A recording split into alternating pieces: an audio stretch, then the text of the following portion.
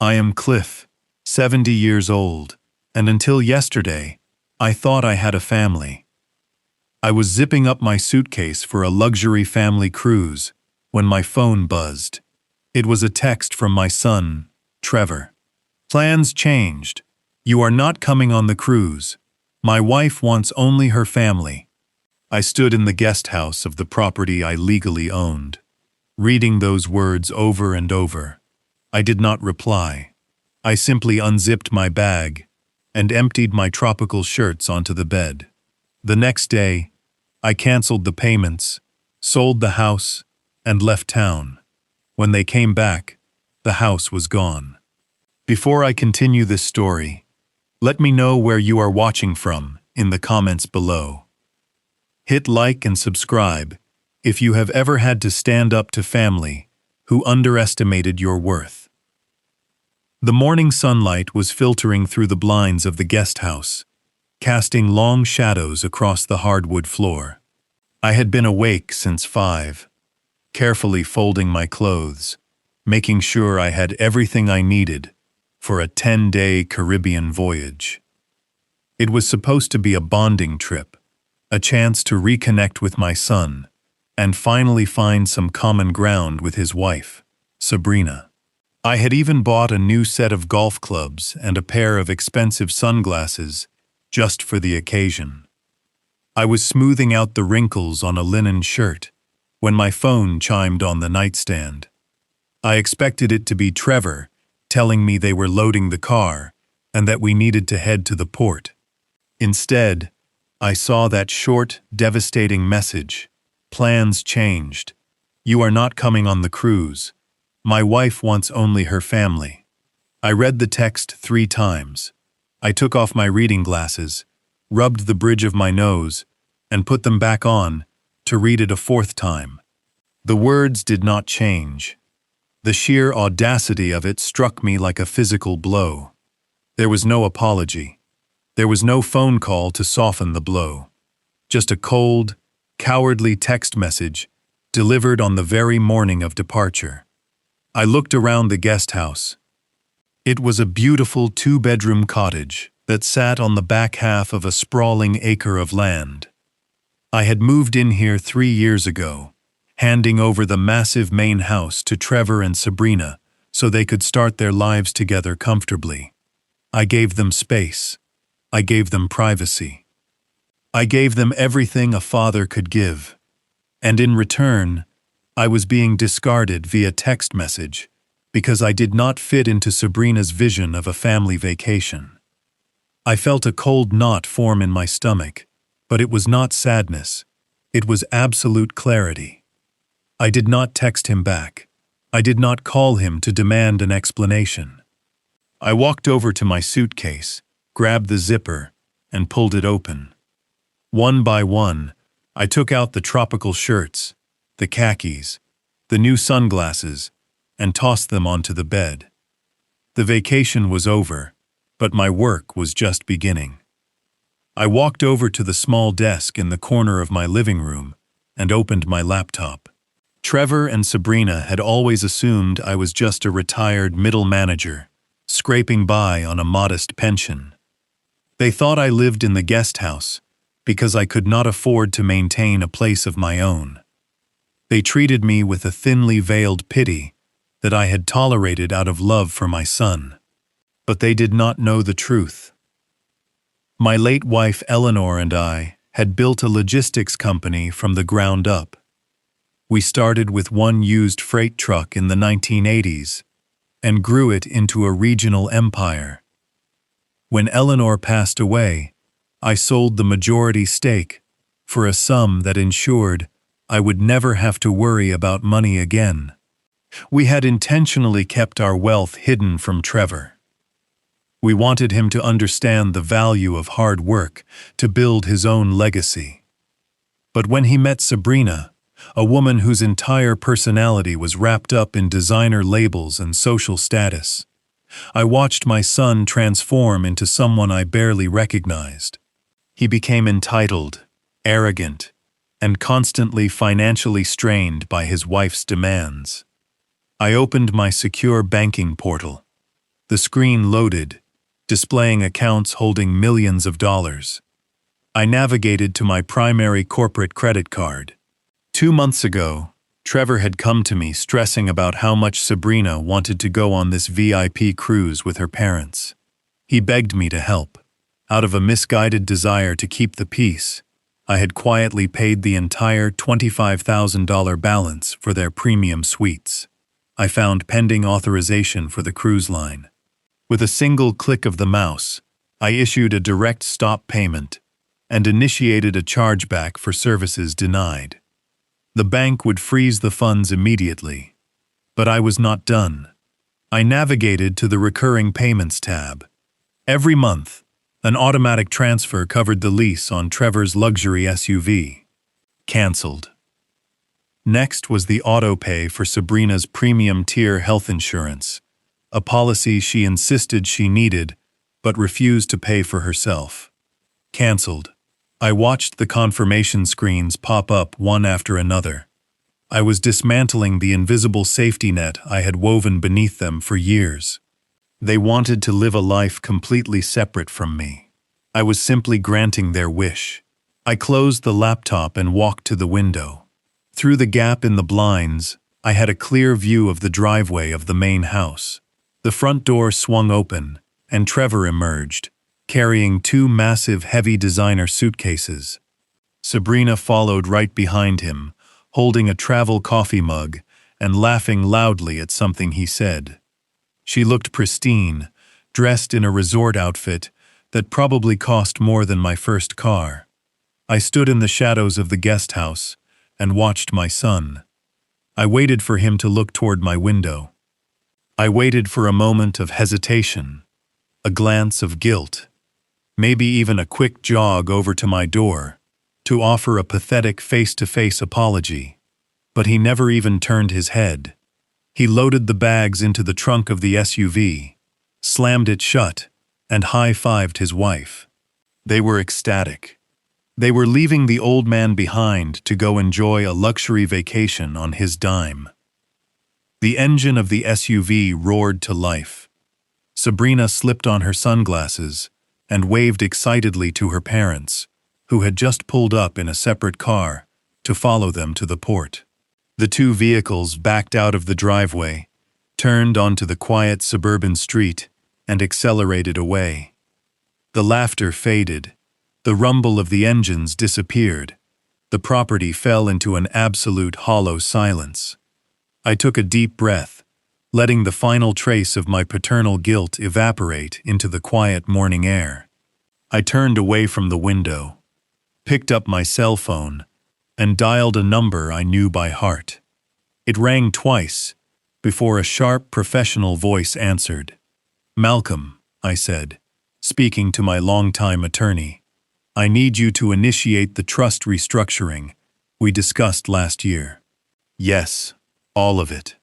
And I need you to draft a cease and desist order for Trevor. I am officially cutting the cord." 2 hours later, a sleek black sedan pulled up the driveway. Roxanne, the most ruthless and effective real estate broker in the county, stepped out, holding a leather portfolio. I met her in the driveway and walked her into the main house. The place was a disaster. Trevor and Sabrina had left dirty dishes in the sink, wet towels thrown over the expensive leather furniture, and mail piled up on the dining table.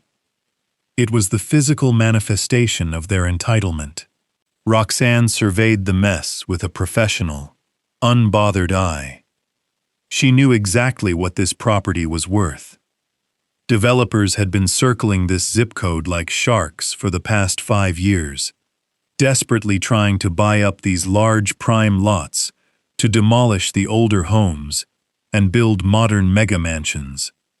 "I do not want to wait around, Roxanne," I told her, as we stood in the middle of the chaotic living room.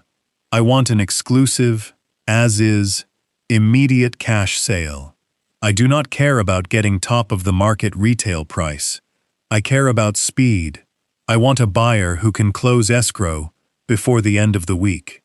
Roxanne smiled a sharp, predatory smile. Consider it done, Cliff. I have 3 corporate developers on speed dial who will wire the funds by Friday for a lot this size. She placed the listing agreement on the kitchen counter. I took a pen from my pocket and signed my name on the dotted line, legally surrendering the property. We walked back outside to the guest house. I grabbed the leather briefcase I had packed with my passport, my financial ledgers, and the legal trust documents. I took my key ring out of my pocket, detached the heavy brass keys to the main house and the guest house, and walked back to the main kitchen. I placed the keys directly in the center of the granite counter, right next to a stack of Trevor's unpaid parking tickets. The metallic clink echoed in the empty house. I walked out, locked the door behind me, using the spare, handed the spare to Roxanne, and got into my truck. I put the vehicle in drive and rolled down the street. I did not check the rear-view mirror once. The highway stretched out before me like a gray ribbon. The tires hummed a steady rhythm against the asphalt. For the first time in years, I rolled the windows down just to feel the wind. The ocean breeze was miles behind me now, but the air tasted clean. I merged into the center lane and let the truck settle into a smooth speed. I felt a profound sense of lightness. I had left the keys on the counter. I had signed the papers. I was no longer a guest on my own property. I was just a man driving forward. Then my phone started to vibrate. It buzzed against the leather of the passenger seat. I glanced. The screen lit up with a message from Trevor. Then came another, and another. The vibrations turned into a continuous rattle. I did not reach for it immediately. I let it dance on the seat while I kept my eyes on the road. I knew exactly where he was, and I knew exactly what was happening. Right about now, Trevor and Sabrina were standing at the terminal for the luxury cruise line. I could picture the scene perfectly. The massive white ship towering over the dock, the smell of salt water and expensive perfume mingling in the humid air. They would be at the exclusive VIP boarding lane. Sabrina would be wearing her designer resort wear, holding a leather travel bag that cost more than my first freight truck. And standing right beside them would be Sabrina's parents. Her parents were a special kind of awful. They were the type of people who looked down their noses at anyone who worked with their hands. They inherited their wealth and spent their days performing their status for strangers. When Trevor married Sabrina, he married their expectations. He spent every waking moment trying to prove he belonged in their world. He bought cars he could not afford. He took them to dinners he had to put on credit, and he promised them this luxury cruise experience. They expected priority boarding. They expected champagne waiting in their suites. They expected my son to handle everything smoothly, because that is what a successful man does. My phone stopped buzzing for a second, and then began to ring. Trevor was calling. I let it ring. The screen flashed his picture. It was a photo taken at his wedding. He looked so confident in that picture. But right now, I knew that confidence was crumbling into pure panic. The call went to voicemail. 10 seconds later, a new flood of text messages poured in. I finally pulled over at a rest stop just off the highway. I put the truck in park and picked up the phone. The messages were frantic. The first one read that the ticketing agent could not find the reservation. The second one said the booking was flagged for a declined payment. The third one demanded I call the credit card company immediately to fix the bank error. A bank error. That is what he thought it was. It did not even cross his mind that I had cut him off. He was so accustomed to my silent financial support that he could not fathom a world where I simply said no.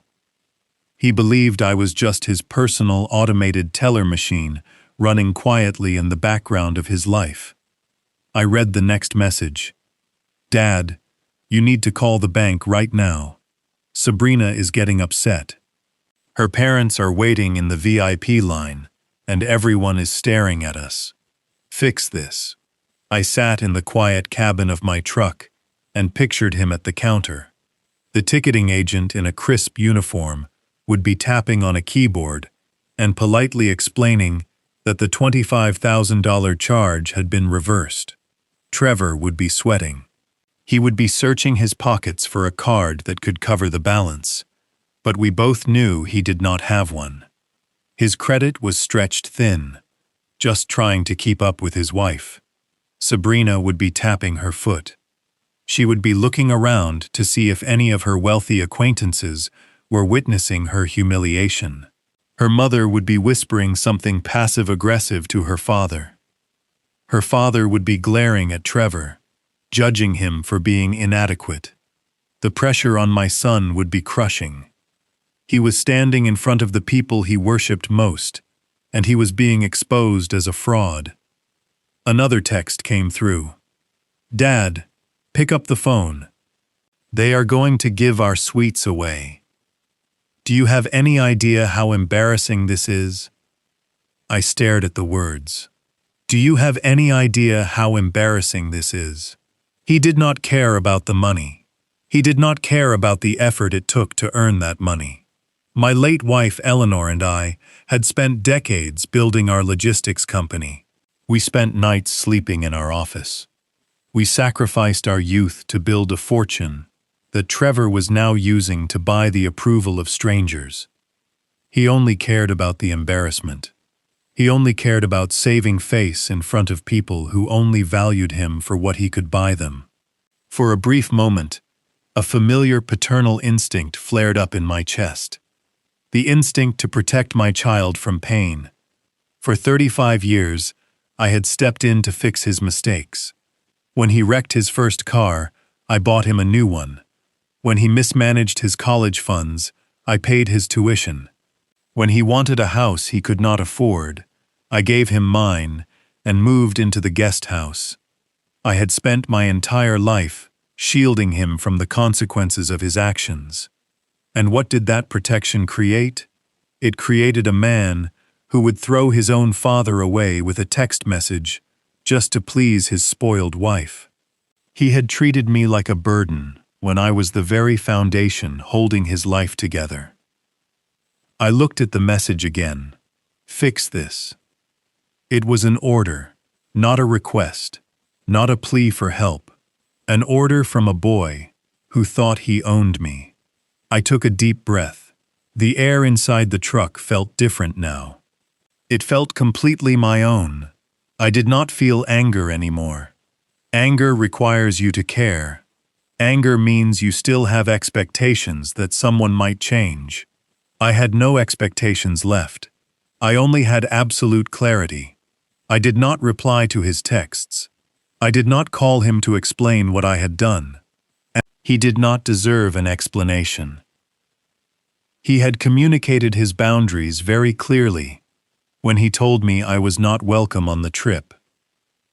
I was simply honoring his request for the family vacation that did not include me. He wanted to be the big man, providing a luxury trip for his wealthy in-laws. Now he had the opportunity to do exactly that on his own dime. I tapped the screen of my phone. I navigated to his contact profile. I looked at his name one last time. I remembered the little boy holding my hand at the park. I remembered the teenager asking me for driving lessons. Then I remembered the text message from this morning, dismissing me like garbage. I scrolled down to the bottom of the menu. I pressed the block caller button. A prompt appeared, asking if I was sure I wanted to stop receiving calls and messages from this contact. I pressed confirm. Just like that, the digital tether was severed. The constant buzzing stopped. The frantic demands vanished. The screen went dark, and the cabin of my truck filled with a profound, beautiful silence. I placed the phone in the cup holder. I looked out the windshield at the highway stretching toward the horizon. The sky was opening up clear and blue. There were no more expectations weighing on my shoulders. There were no more manipulative demands. There was no more catering to people who looked down on me. I was entirely free. I shifted the truck back into drive. I checked my mirrors and merged back onto the interstate. I did not know exactly where Trevor and Sabrina would end up today. I knew they would probably max out every card they had, just to save face and get on that ship.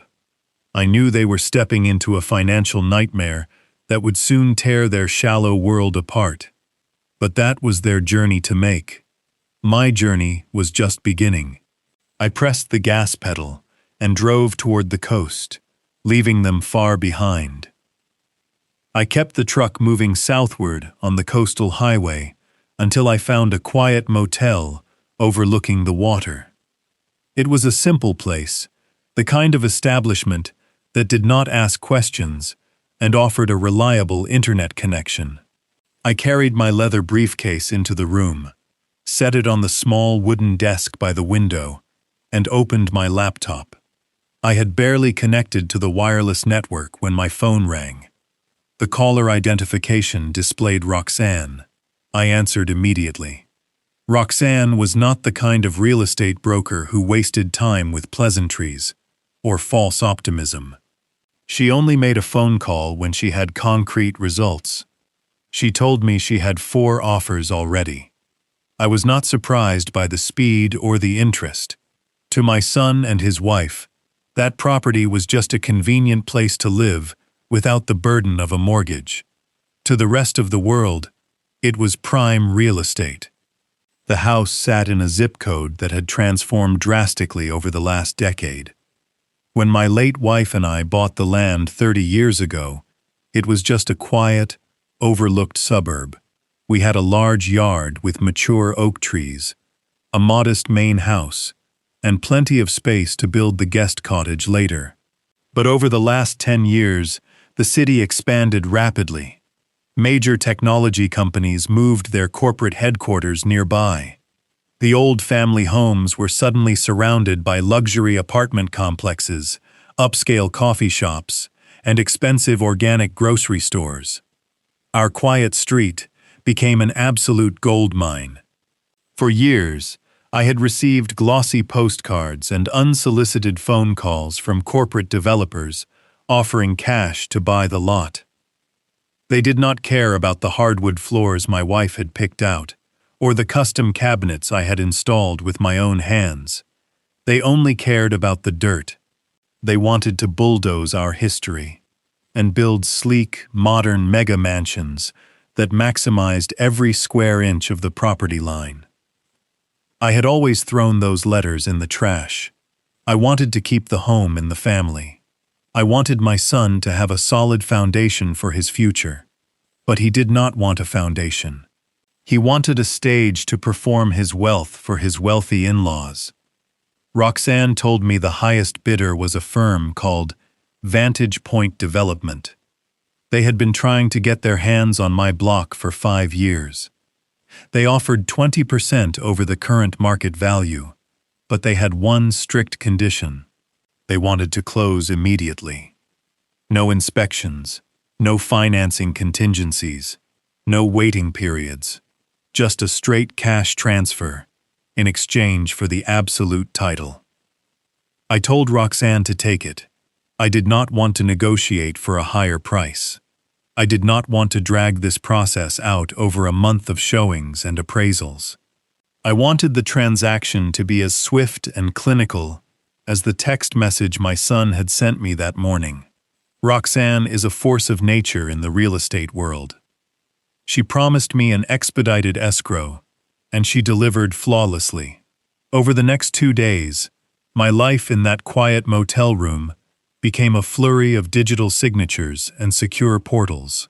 I sat at the small desk by the window, watching the waves roll in while I methodically dismantled my past. The emails arrived from the title company in rapid succession. Title searches, wire transfer authorizations, seller disclosures. I read every legal document carefully, but my hand never hesitated when it came time to click the digital signature line. I was transferring the deed of my family home to a faceless corporation.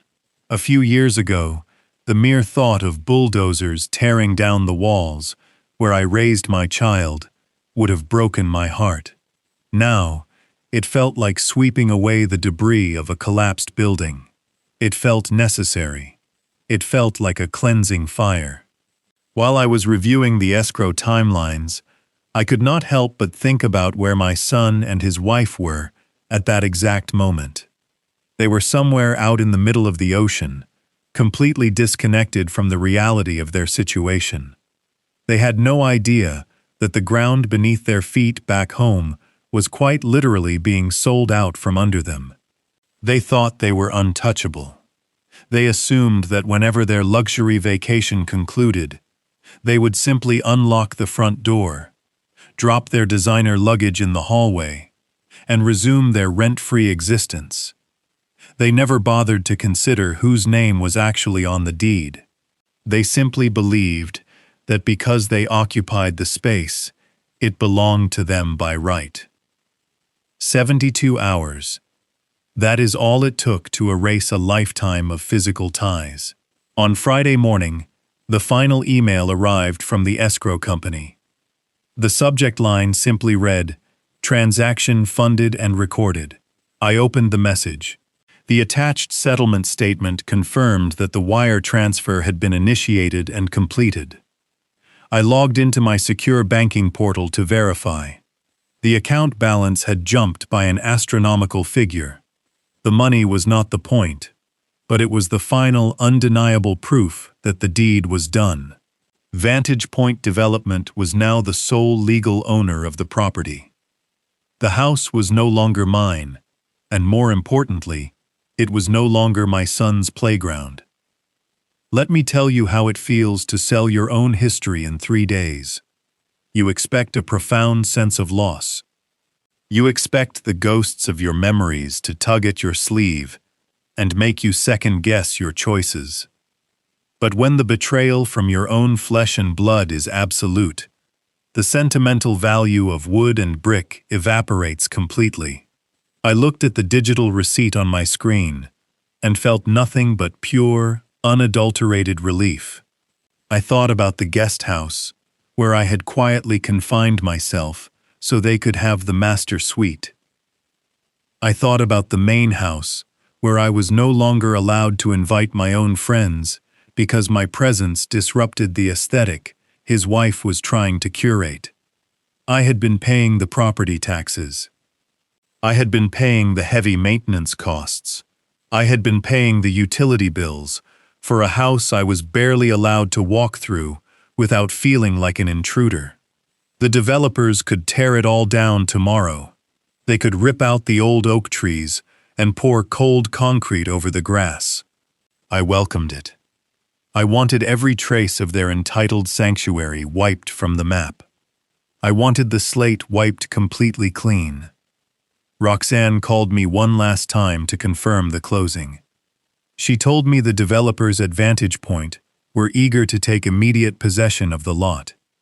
They had survey teams ready to move in and secure the perimeter by Monday morning. I told her to give them the keys immediately. I informed her legally that the house was currently unoccupied, but that the previous unauthorized residents had left their personal belongings inside. Roxanne, being the sharp professional she is, handled the legalities perfectly. She officially informed Vantage Point Development that the property was sold as is, and that the new corporate owners had the absolute legal right to clear the premises however they saw fit. I authorized her to release the spare key I had given her on the day I left. The sun was setting over the water outside my motel window, casting a bright orange glow across the room. The transaction was officially complete. The legal machinery had done its job without a single flaw. In less than 3 days, I had turned a massive physical liability into liquid capital, completely isolating myself from any legal or financial connection to my son and his wife. He was out there on the water, drifting further away from reality with every passing hour.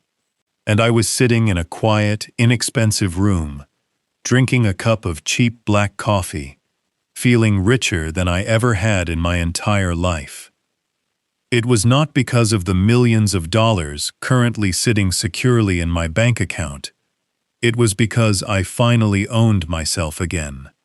I had taken my life back from people who only saw me as a resource to be exploited. I closed the laptop, placed it carefully in my leather bag, and prepared to leave for my final destination. The legal trap was set. The house was gone. All that was left was for the ship to return to port. I knew exactly what was happening at the cruise terminal, even though I was miles away. When you spend 35 years bailing someone out of trouble, you learn their exact patterns of panic. I could picture the fluorescent lights of the boarding pavilion and the long line of wealthy travelers waiting to walk up the gangway. And right at the front of the exclusive VIP desk, my son was currently dying a slow and highly public death. The ticketing agent would have swiped the card I canceled and politely informed him that the balance was unpaid, $25,000. That is not a number you can casually brush off as a minor banking glitch. That is a number that stops a conversation dead in its tracks.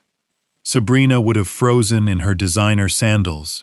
Her parents, who had been expecting a seamless luxury experience, would have stared at Trevor with absolute disgust. To them, there is no greater sin than looking poor in a public setting. Trevor had a choice in that terrifying moment. A man with a spine would have pulled his wife aside, admitted the truth, and canceled the trip. He would have looked his wealthy in-laws in the eye, told them there had been a severe misunderstanding, and walked away with his pride intact. But Trevor did not have a spine. I had accidentally removed it years ago, by always catching him when he fell. He was terrified of Sabrina, and he was absolutely paralyzed by the thought of her parents, realizing he was not the successful tycoon he pretended to be. So he did what a desperate man always does. He opened his wallet and started pulling out plastic. I knew his financial situation better than he did. He had 3 personal credit cards that he kept hidden from his wife. They were not the elite cards with endless limits and exclusive travel perks. They were the predatory kind, the ones with 29% interest rates that you only use when you are completely out of options. He would have handed the first card to the agent with a trembling hand. The machine would process it and approve maybe $10,000 before hitting the absolute maximum limit. The agent would hand it back and ask for another form of payment for the remaining balance. Trevor would be sweating through his expensive linen shirt by now. He would hand over the second card. That one might cover another $8,000 before maxing out. Then he would have to hand over the third card to drain the absolute last drop of available credit to his name, just to clear the screen.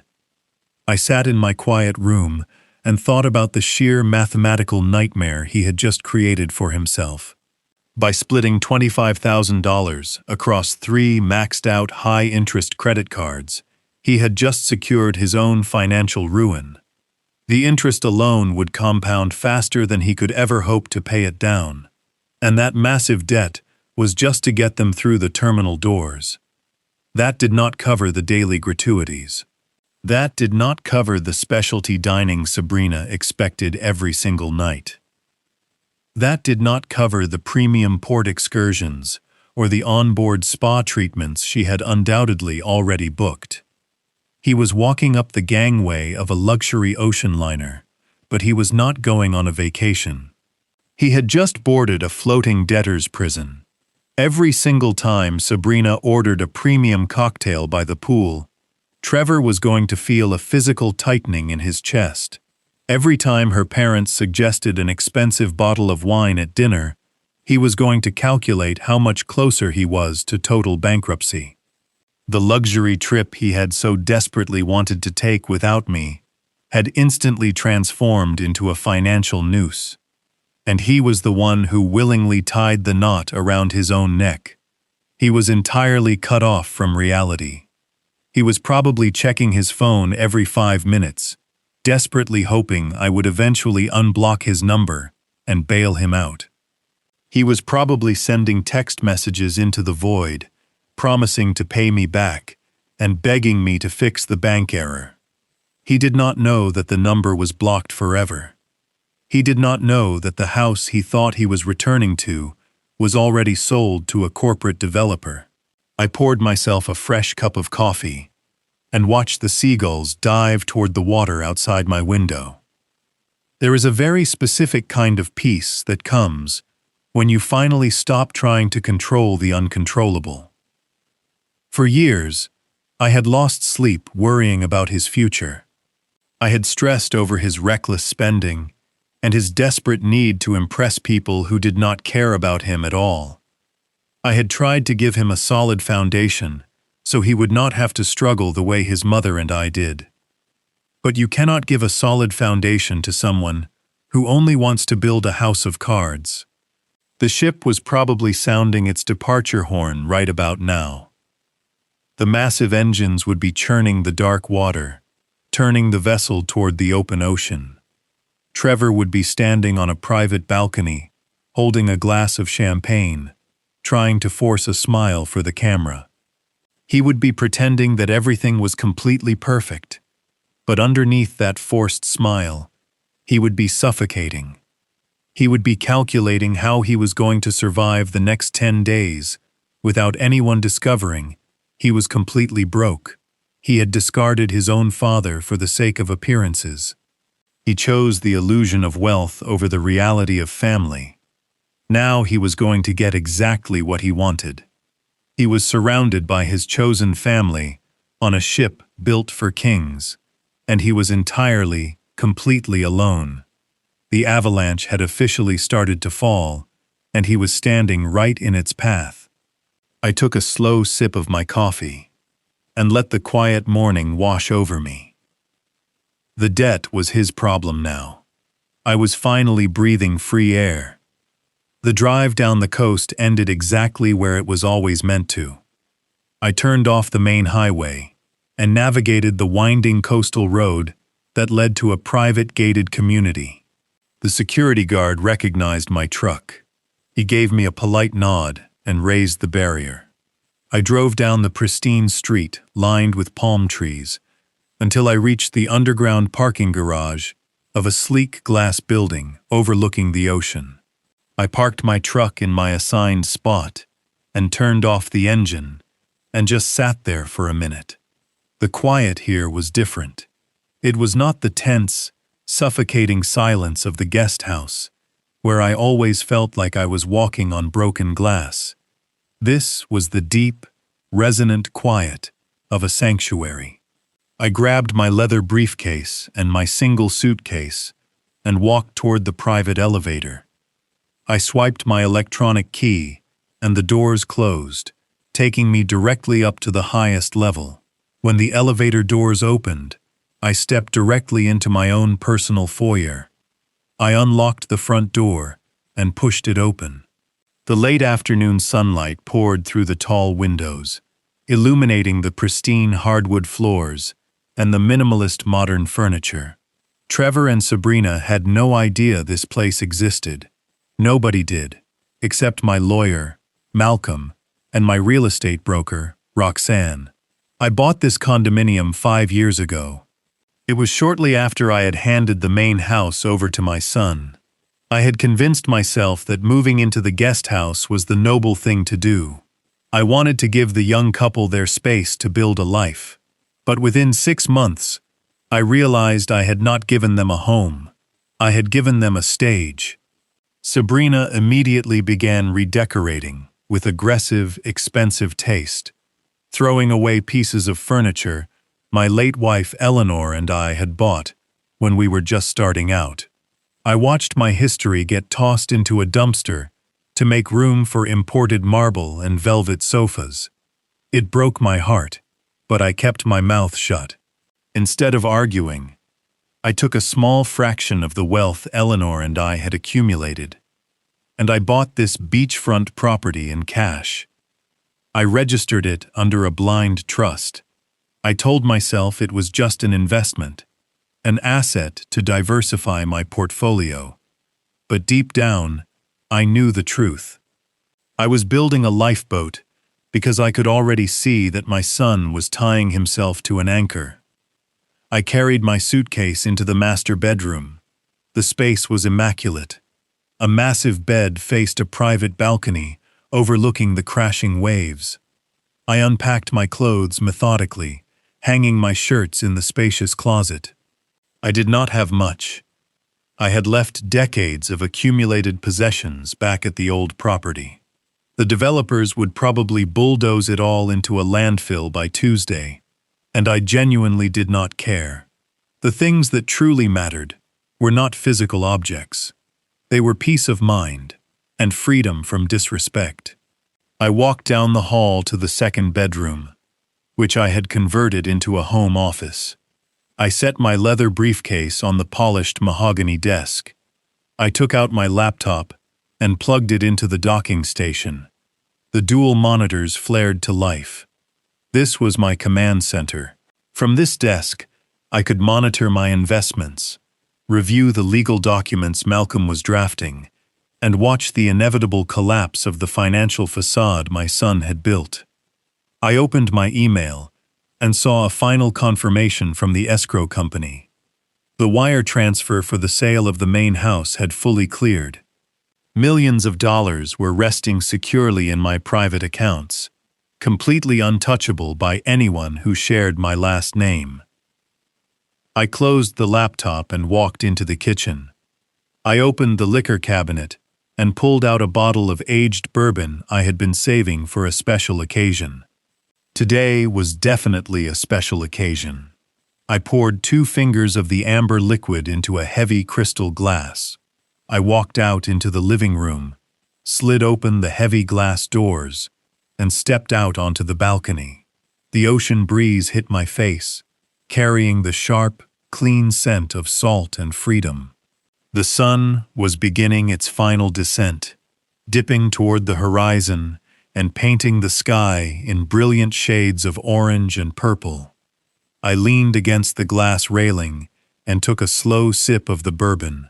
It burned smoothly, perfectly warming my chest. I looked out over the vast expanse of water. Somewhere out there, hundreds of miles away, a massive luxury cruise ship was sailing into the night. My son was on that ship, drowning in a sea of predatory debt, surrounded by people who would abandon him the second his credit cards were completely declined. He was trapped in a prison of his own making. I took another sip of my drink and watched the sun disappear below the waterline. The transition was complete. My new life had officially begun. The ocean stretched out in every direction, an endless expanse of brilliant sapphire blue. The luxury cruise liner cut through the waves with massive, effortless power.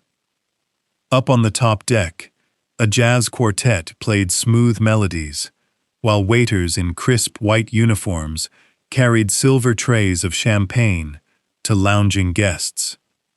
It was the absolute pinnacle of vacation opulence. For the other 3,000 passengers, this was paradise. For Trevor, it was a floating prison cell.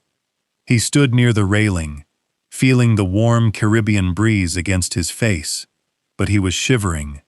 He had not slept a single minute since the ship left the port. Every time he closed his eyes, he saw the bright red screen of the ticketing terminal flashing declined. He had managed to get his wife and her family on board by draining every last drop of available credit he possessed. But that was only the beginning of the nightmare. This ship operated entirely on a cashless system. Every cocktail, every specialty meal, and every excursion was charged directly to their room folio, which was tied to a card that had exactly $14 of available credit left on it. Sabrina was completely oblivious to the danger. She was currently inside the Grand Promenade, a sprawling indoor mall lined with high-end designer boutiques. Trevor walked inside the air-conditioned hall, his stomach twisting into painful knots. He found his wife standing in front of a brightly lit glass display case, inside a luxury jewelry store. Her mother was standing right beside her, pointing at a thick diamond tennis bracelet. Her father stood a few feet away, scrolling through his phone with an air of complete boredom. Trevor forced a smile and walked over to them. Sabrina turned to him with her eyes shining. She pointed through the glass at a pair of South Sea pearl earrings surrounded by a halo of small diamonds. She asked him if they were not the most stunning things he had ever seen. Her mother smiled a tight, perfectly practiced smile. She told Sabrina that they were lovely and that a woman needed proper accessories for the formal dinner that evening. She said it was the perfect boarding gift. Trevor felt the blood drain from his face. He looked at the small, discreet price tag resting next to the velvet box. $1,200. He opened his mouth to suggest they look at something else, to maybe wait until they reached the first port to go shopping. But before he could form the words, Sabrina had already turned to the sales clerk. She cheerfully announced that they would take them. She reached into her designer handbag, pulled out her room key card, and handed it across the glass counter. The clerk, a polite young man in a dark suit, took the card and swiped it through the terminal. Trevor held his breath. He prayed for a miracle. He prayed the ship systems were delayed in syncing with the bank. The terminal beeped a sharp, flat tone. A small red light blinked on the screen. The clerk frowned slightly and tried swiping the card a second time. The machine beeped again. The clerk lowered his voice to maintain discretion and apologized. He explained that the room account was requesting an alternative form of payment because the authorized card on file had been declined. Sabrina froze. Her perfectly manicured hand stopped mid-air. She turned her head slowly and looked at Trevor. Her eyes were wide with confusion and a growing sense of anger. Her mother let out a soft, highly theatrical sigh. It was a sound designed to carry across the quiet store. Trevor swallowed hard. His mouth was completely dry. He stammered that it was probably just a fraud alert. He pulled out his wallet and explained that the bank always flags international travel. He told the clerk he would just use his physical card. He pulled out his primary credit card and handed it to the clerk. He knew it was maxed out, but he handed it over anyway, hoping the terminal was broken. The clerk inserted the chip. The screen spun for 3 agonizing seconds before flashing the same brutal message. Declined. Trevor felt a cold sweat break out on his forehead. He asked the clerk to try one more time, and his voice cracked slightly. He handed over his emergency backup card, the one with the terrible interest rate. The clerk processed it. Declined. The silence in the boutique was absolutely suffocating. The clerk looked down at the counter, pretending to organize receipts to avoid eye contact. Sabrina was staring at Trevor with a look of pure, unadulterated venom. Her face had turned a deep shade of crimson. Her mother stepped forward. She opened her own purse with slow, deliberate movements. She pulled out a heavy metal credit card and placed it gently on the glass counter. She told the clerk to put the earrings on her card. Then she turned to Trevor. Her voice was quiet, but every word felt like a physical strike. She told him it was perfectly fine, because some men just like to play pretend.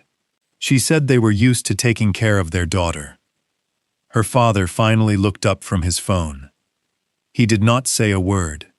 He just looked at Trevor, shook his head in absolute disgust, and walked out of the boutique.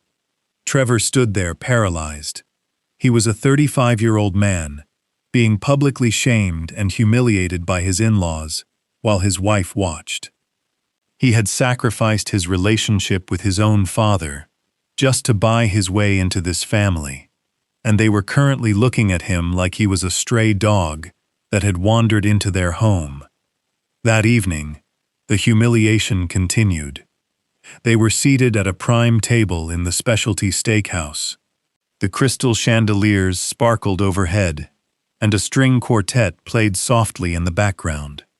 Trevor sat rigid in his chair, staring at his plate. He had barely spoken since the boutique.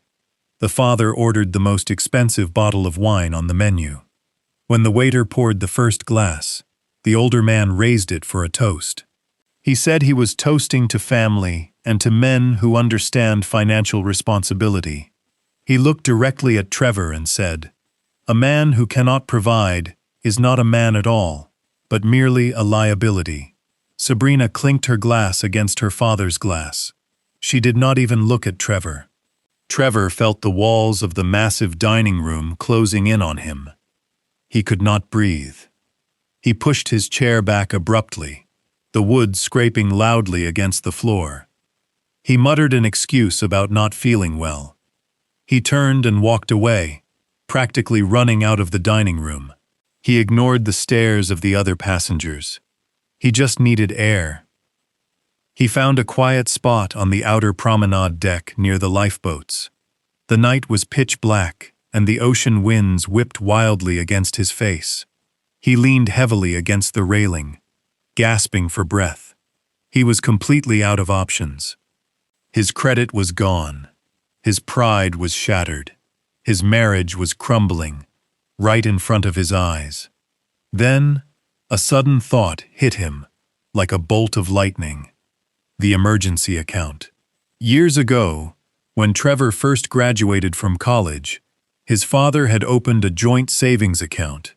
His father had deposited $50,000 into it and told him it was only to be touched in the event of an absolute life-altering emergency.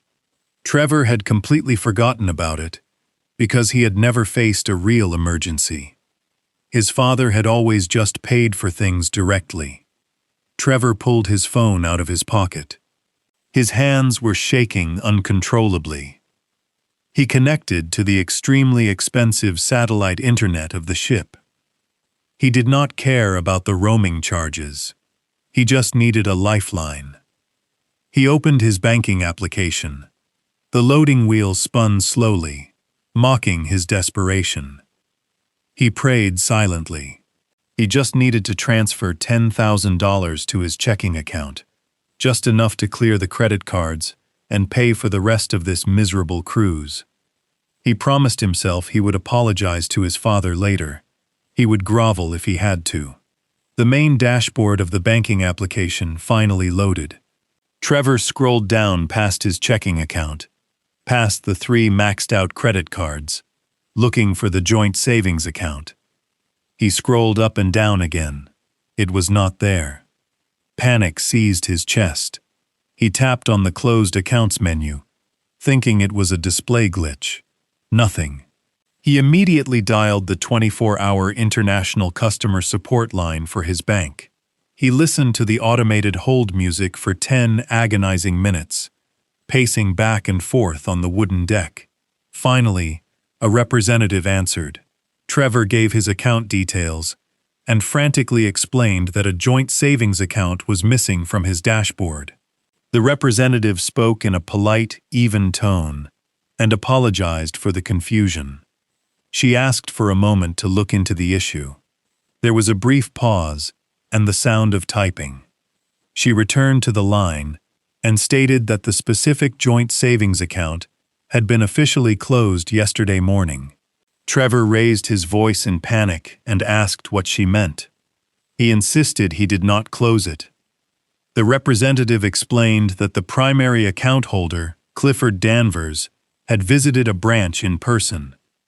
She stated that he completely dissolved the joint status of the account. All funds were legally withdrawn, and the account was permanently closed.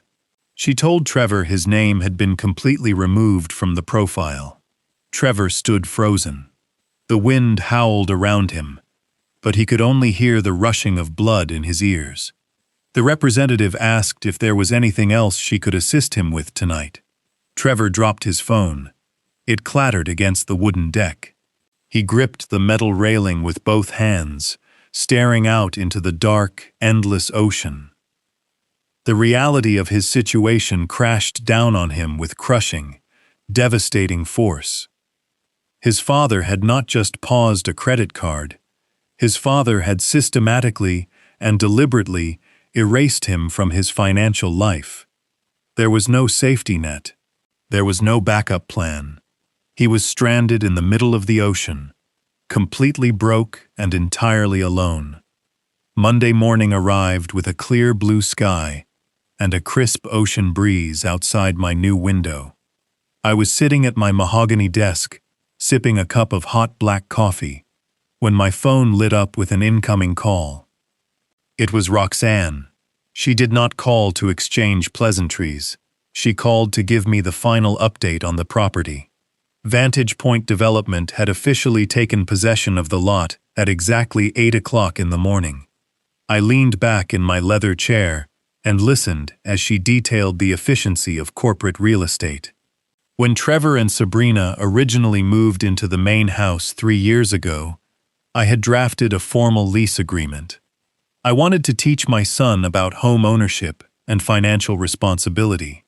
I offered them a rental rate that was less than half the market value. When I presented the paperwork, Sabrina was deeply insulted. She scoffed at the idea of paying a single dollar to live in a house that she claimed would obviously be theirs one day. She told Trevor that family does not charge family. She refused to sign a single piece of paper. That arrogant refusal was the greatest gift she ever gave me.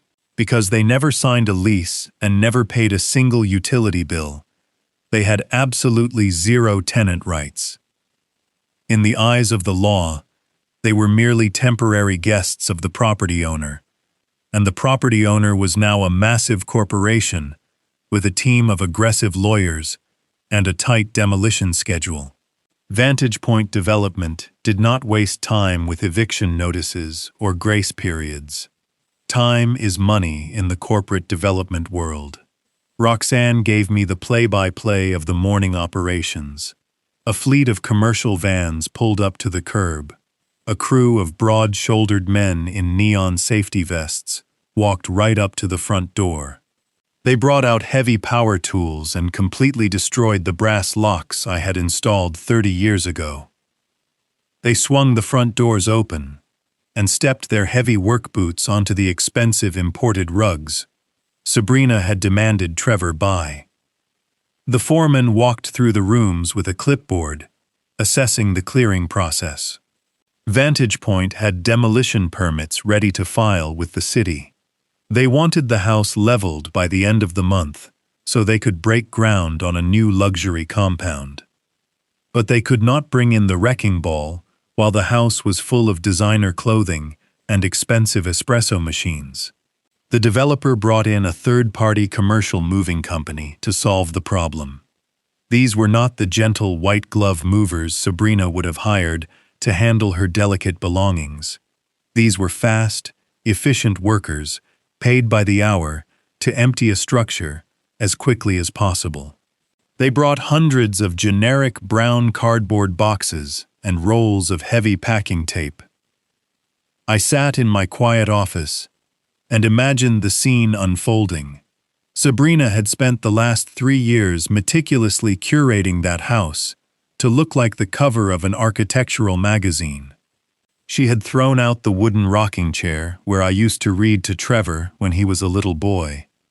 She tossed the custom dining table my late wife Eleanor and I bought with our very first company dividend. Sabrina replaced my family history with fragile velvet sofas and cold glass tables. She treated that house like her personal museum. Now her museum was being dismantled by men who simply did not care about her aesthetic. They grabbed her hundreds of expensive shoes and tossed them into boxes without matching the pairs. They folded her designer dresses without caring about the delicate silk fabrics. They wrapped her imported glass vases in thick industrial packing paper. They worked room by room, stripping the house completely bare. Every single item Trevor had gone into predatory debt to buy for her was being unceremoniously stuffed into uniform cardboard boxes and loaded into the back of a massive moving truck. The legal team at Vantage Point Development was ruthless but entirely calculated. They knew they could not simply throw the belongings onto the street without risking a nuisance lawsuit from a disgruntled former occupant. So, they chose the most sterile legal solution available to them. They rented a medium-sized, climate-controlled storage unit on the industrial side of town. The moving trucks transported my son and his wife's entire life to that concrete facility. The movers unloaded the boxes, quickly stacking them high against the corrugated metal walls of the unit. They shoved the velvet sofa and the expensive coffee machines in, right next to each other, in a chaotic pile. When the final box was unloaded, the facility manager pulled down the heavy metal door. The developer prepaid the storage rental fee for exactly 30 days. They fulfilled their strict legal obligation to secure the abandoned property found inside their newly acquired structure. After 30 days, the storage facility would legally seize the unit and auction off the contents to the highest bidder to cover any unpaid balances. The developer mailed the storage unit key and the transfer paperwork to the address on file, knowing perfectly well that the envelope would just sit in an empty mailbox, waiting for residents who no longer lived there. Back at the property, the transition was ruthless and final. The foreman walked through the empty, echoing rooms to confirm the job was done. He gave the signal to his exterior crew. They rolled out heavy chain-link construction fencing and wrapped it around the entire perimeter of the lot. They pounded metal stakes deep into the manicured lawn Sabrina had hired expensive landscapers to maintain. They bolted thick commercial padlocks onto the front doors. Finally, they planted a massive wooden sign directly in the center of the front yard. It bore the bold red and black logo of Vantage Point Development, along with a stark warning that the area was an active demolition zone. No trespassing was allowed. Violators would be prosecuted to the fullest extent of the law. Roxanne told me the whole clearing process took less than 5 hours. By early afternoon, the house where I had lived for 3 decades was completely unrecognizable.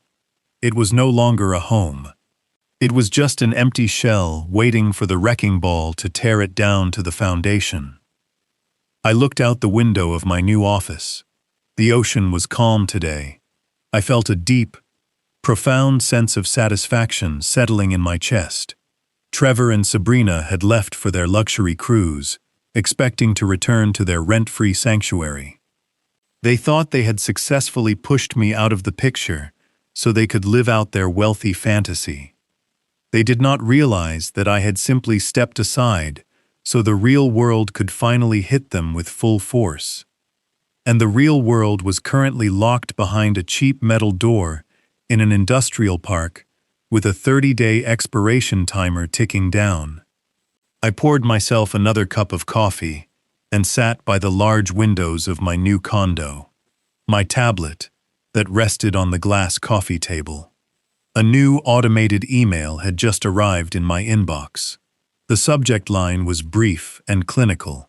It was a notification from the Luxury Auto Leasing Corporation. It confirmed that the recovery order had been successfully executed. I read the short paragraph and took a slow sip of my coffee. The digital world is incredibly efficient when you stop feeding it money. 3 years ago, Trevor begged me to help him secure a vehicle that matched his new lifestyle. He told me he needed a car that commanded respect. He wanted an imported black sport utility vehicle, with custom leather interiors and a premium sound system. It was a car designed entirely for showing off. The leasing company required a massive down payment and a stellar credit history. Trevor had neither.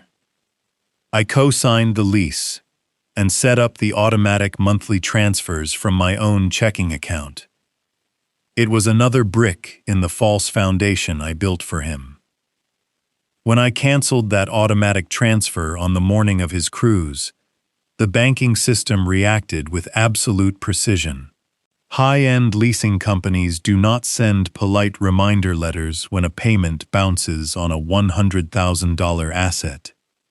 They rely on aggressive computer algorithms. When my primary financial guarantee was legally removed, the algorithm immediately flagged the account as a critical default risk. The vehicle was equipped with a hidden tracking device. The bank knew its exact global positioning coordinates at all times. They knew it was sitting idle at the city port. I could easily picture the massive parking structure at the cruise terminal. It is a towering concrete building situated right next to the water. The air there is always thick with humidity and the smell of diesel fuel. Trevor would have parked on the ground floor, in the designated premium parking zone. He probably paid triple the daily rate, just so Sabrina would not have to pull her designer luggage into an elevator. He left the car there, believing it was a safe and secure vault, waiting patiently for his return. The bank dispatched a local recovery agency the moment the grace period expired. These repossession agents are highly skilled professionals. They do not care about family drama or luxury vacations. They receive a digital bounty on their screens, and they drive out to collect it. The tow truck would have rumbled down the industrial access roads toward the port terminals, with its heavy diesel engine echoing against the concrete walls. Port Authority security is notoriously strict, but they do not argue with legal court orders. The recovery agents would have pulled up to the security booth and handed over the bank authorizations. The security guards would review the paperwork and verify the vehicle identification number on their clipboards. There would be no dramatic arguments. The guards would simply press a button to lift the heavy metal security gate and wave the tow truck right through to the premium parking level. The repossession process is a masterpiece of modern mechanical engineering. The tow truck would back up slowly toward the shiny black vehicle. There would be no alarm sounding in the quiet garage. The operator would use a set of hydraulic controls to slide heavy steel arms directly under the front tires of the car. The metal chains would clink softly as they secured the wheels. In less than 3 minutes, the heavy imported vehicle would be lifted right off the pavement. It would look completely effortless. I sat in my quiet living room and thought about the sheer irony of the situation. Trevor was currently miles out at sea. He was probably sitting on a deck chair, feeling completely overwhelmed by his declining credit cards. He was stressing about the expensive dinners and the boutique purchases Sabrina demanded. But deep down, he likely comforted himself with a false sense of security. He believed that no matter how terrible the financial situation on the ship became, he still had his status symbol waiting for him on land. He thought he could just step off the boat, slide into his leather seats, and drive back to his rent-free house. He did not know that his status symbol was currently bouncing on the back of a commercial tow truck. The driver would navigate out of the port district and head straight toward a dusty impound lot on the edge of the city. The vehicle would be dropped behind a tall chain-link fence, topped with coiled barbed wire. The leasing company would immediately begin calculating the early termination penalties, the late fees, and the daily storage costs. They would pile thousands of extra dollars onto his already ruined credit profile. I locked the screen of my tablet and set it aside. I felt no urge to call him or warn him. He had made his choices very clear when he sent me that text message. He wanted to be the sole provider for his wife and her wealthy family. He wanted to project the image of a highly successful man who did not need his father around. I was simply allowing him to experience the full, unvarnished reality of the life he chose. The luxury car was gone. The family home was sold and locked behind construction fencing. The bank accounts were sealed tight. Every single illusion of wealth he possessed had been systematically repossessed by the real world. He went on a luxury vacation to escape his insecurities, but he was going to come back to an absolute wasteland. I looked out at the rolling ocean waves and took a deep breath of the clean, salty air. I was finally done paying for a life that was never truly mine. The modern luxury cruise ship is designed to make you forget the outside world exists. It is a floating palace of indulgence where every whim is catered to. I knew Sabrina would seek out the onboard spa the moment the financial tension with her parents became too much to bear. She always used pampering as a coping mechanism. When life became difficult, she retreated to places that smelled of eucalyptus and lavender. The ship featured a massive wellness center on the top deck. It offered panoramic views of the ocean, hot stone massages, and holistic therapies. It was the perfect escape for a woman who did not want to face the reality of her husband going bankrupt. She would have booked the most expensive package available, a full day of rejuvenation featuring sea salt scrubs, facial treatments, and imported essential oils. She would not worry about the cost because she believed she had a golden ticket. 3 years ago, she convinced Trevor that she needed a premium concierge health and wellness insurance policy. It was a ridiculously expensive plan that covered elective luxury treatments, international spa retreats, and holistic care. Trevor begged me to cover the monthly premium. He told me it was vital for her mental health. I paid that exorbitant bill every single month without complaining, but I canceled that policy the exact same morning I canceled the car lease. When you sever a financial tie, the insurance companies act with ruthless speed. They do not offer grace periods for elite wellness plans. The moment funds stopped flowing, the policy was instantly marked as permanently terminated in the global database. I pictured Sabrina walking out of the treatment room, wrapped in a plush white robe. She would be going and relaxed, feeling completely superior to everyone else on the ship. She would walk up to the serene marble front desk of the spa to check out. The lighting would be dim. Ambient ocean sounds would play softly from hidden speakers. She would reach into her designer tote bag, pull out her premium concierge insurance card, and slide it across the counter. She expected the receptionist to smile warmly and process the massive claim without a single question. The receptionist would swipe the card through the terminal. The digital system would connect to the mainland servers. Then the polite smile would fade. The receptionist would swipe the card a second time, thinking it was a simple magnetic read error. The system would return the same fatal response. The policy is terminated. There is no active coverage. The receptionist would softly inform Sabrina that the card was declining.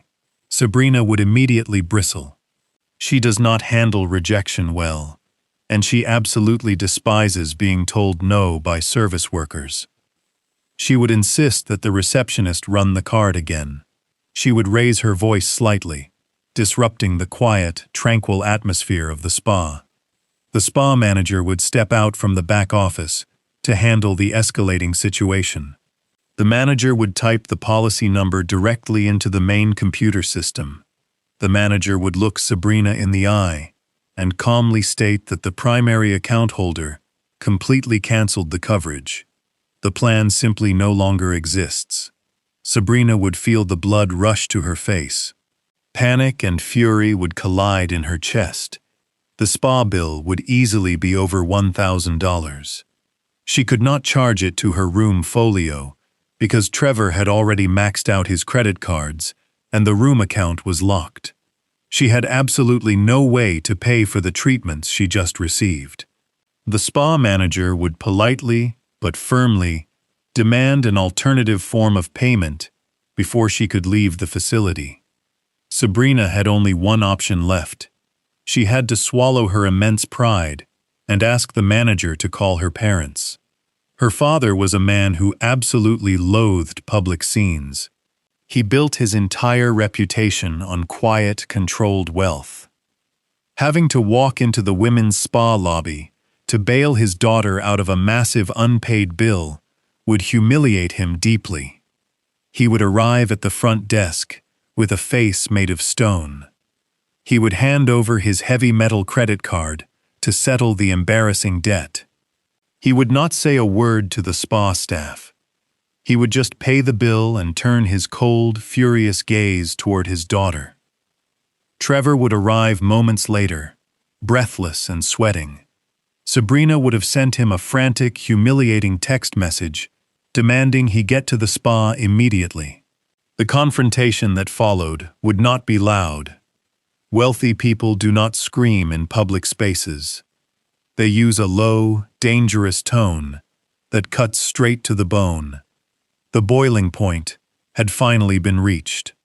Her father would look at Trevor like he was a stray dog that had soiled a valuable rug. He would demand to know why his daughter was stranded without basic wellness coverage. He would demand to know why Trevor was failing at the most basic duties of a husband. He would ask Trevor, what kind of man brings a woman on a luxury vacation without a single working credit card or an active insurance policy? Trevor would stammer. He would try to blame a bank glitch. He would try to invent a story about corporate accounting errors.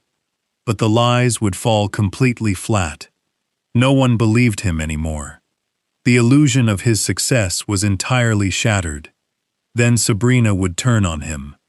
When a marriage is built solely on the foundation of financial transactions, it shatters into pieces the second the funds dry up.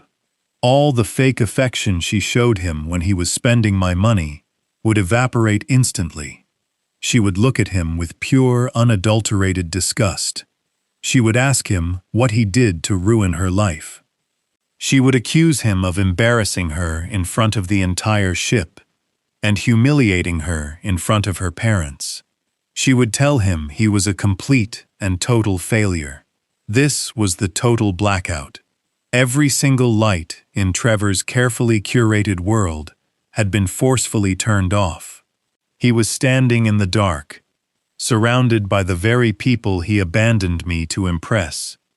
They were now tearing him apart piece by piece. He had spent years acting like my financial support was just his natural right. He took my money and used it to buy a seat at their table. Now the money was gone, and his seat was being kicked out from under him. I sat on the balcony of my new beachfront condo, watching the stars slowly appear in the evening sky. I took a slow, deep breath of the salty ocean air. I felt no pity for him. I felt no urge to fix his mistakes. For 35 years, I had been his generator, keeping his life powered up and running smoothly. I had absorbed all the costs, the stress, and the disrespect just to keep his lights on. But you cannot truly appreciate the light until you are forced to sit in the absolute darkness. He chose his path. He chose his wife. He chose her family. Now he had to survive the total blackout entirely on his own.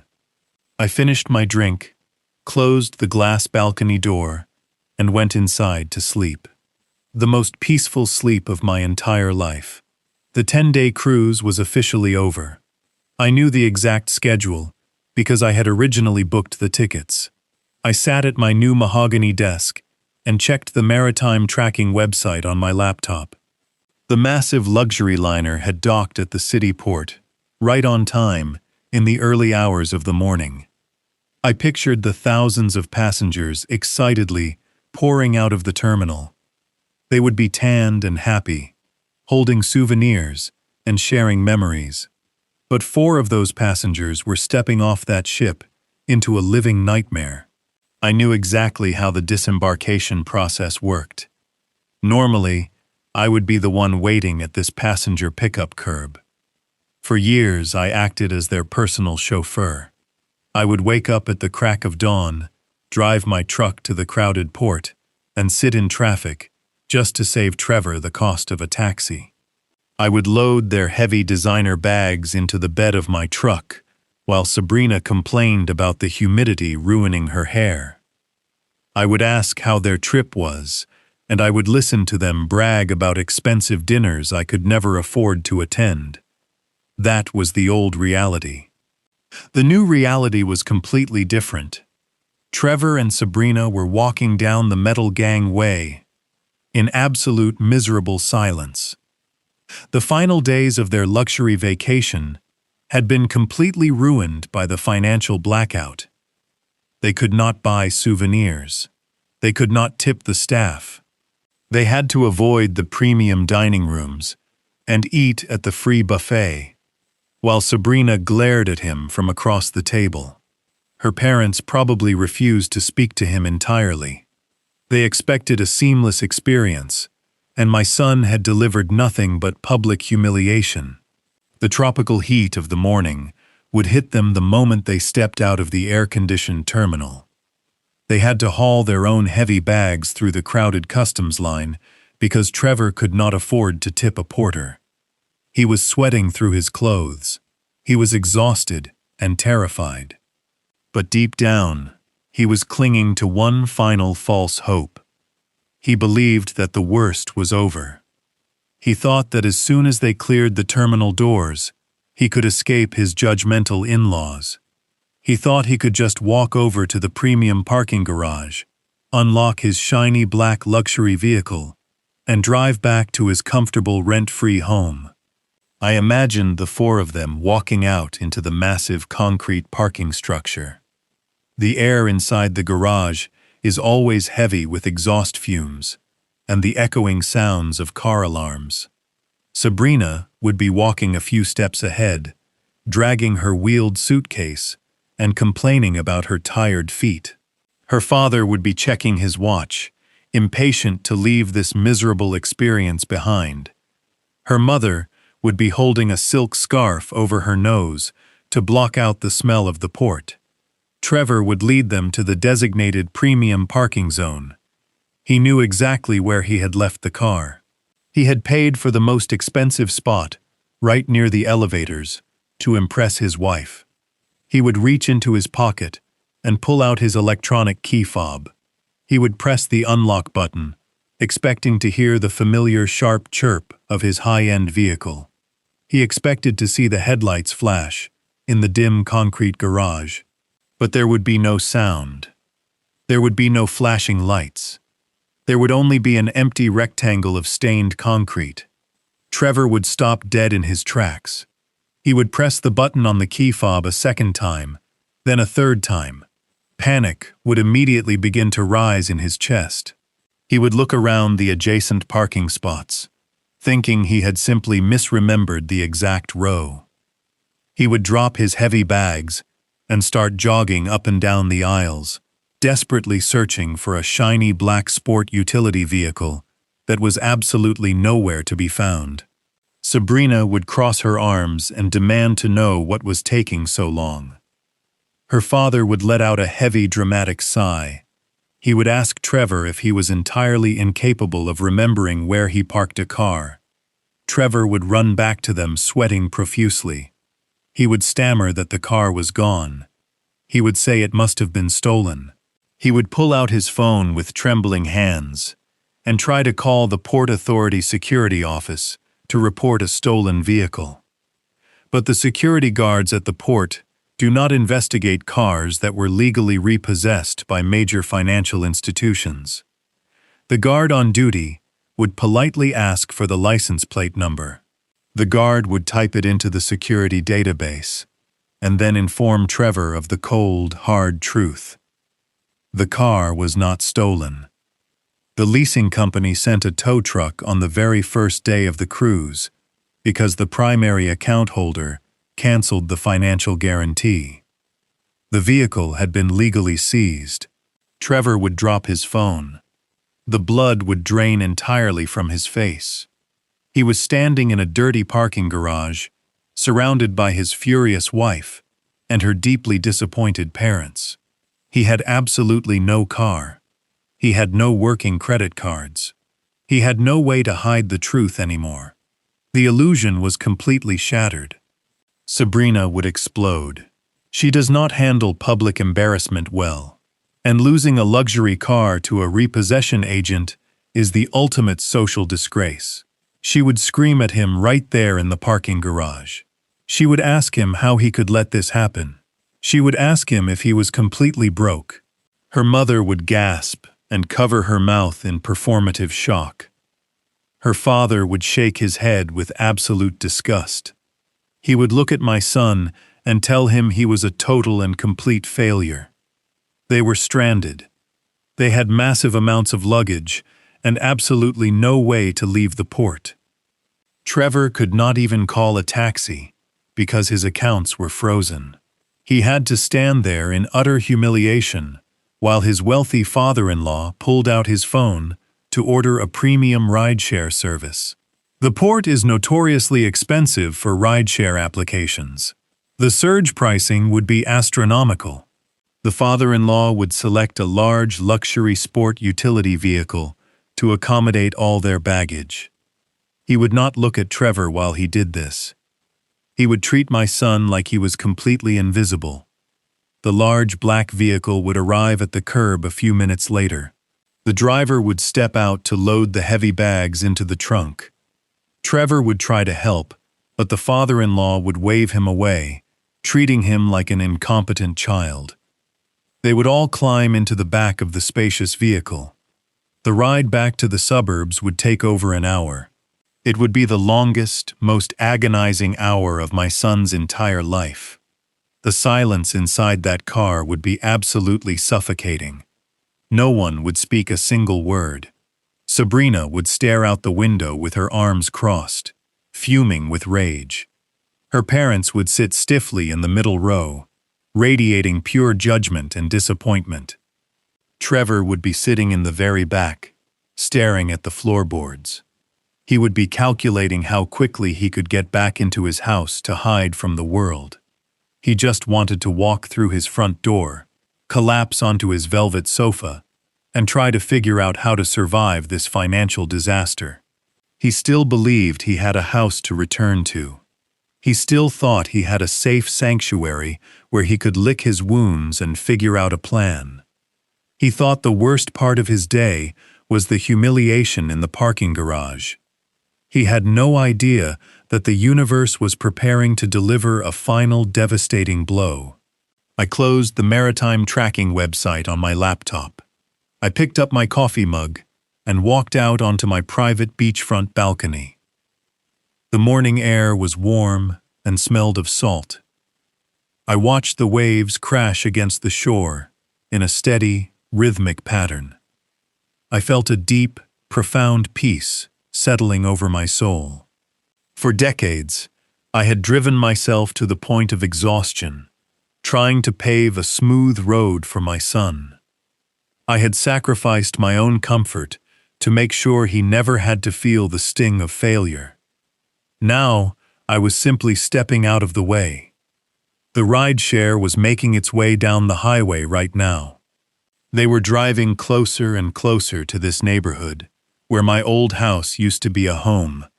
Trevor was probably counting the miles, desperate to escape the judging eyes of his in-laws. He was heading straight toward a brick wall, and he did not even know it yet. I took a slow sip of my coffee and let the morning sun warm my face. I was completely free.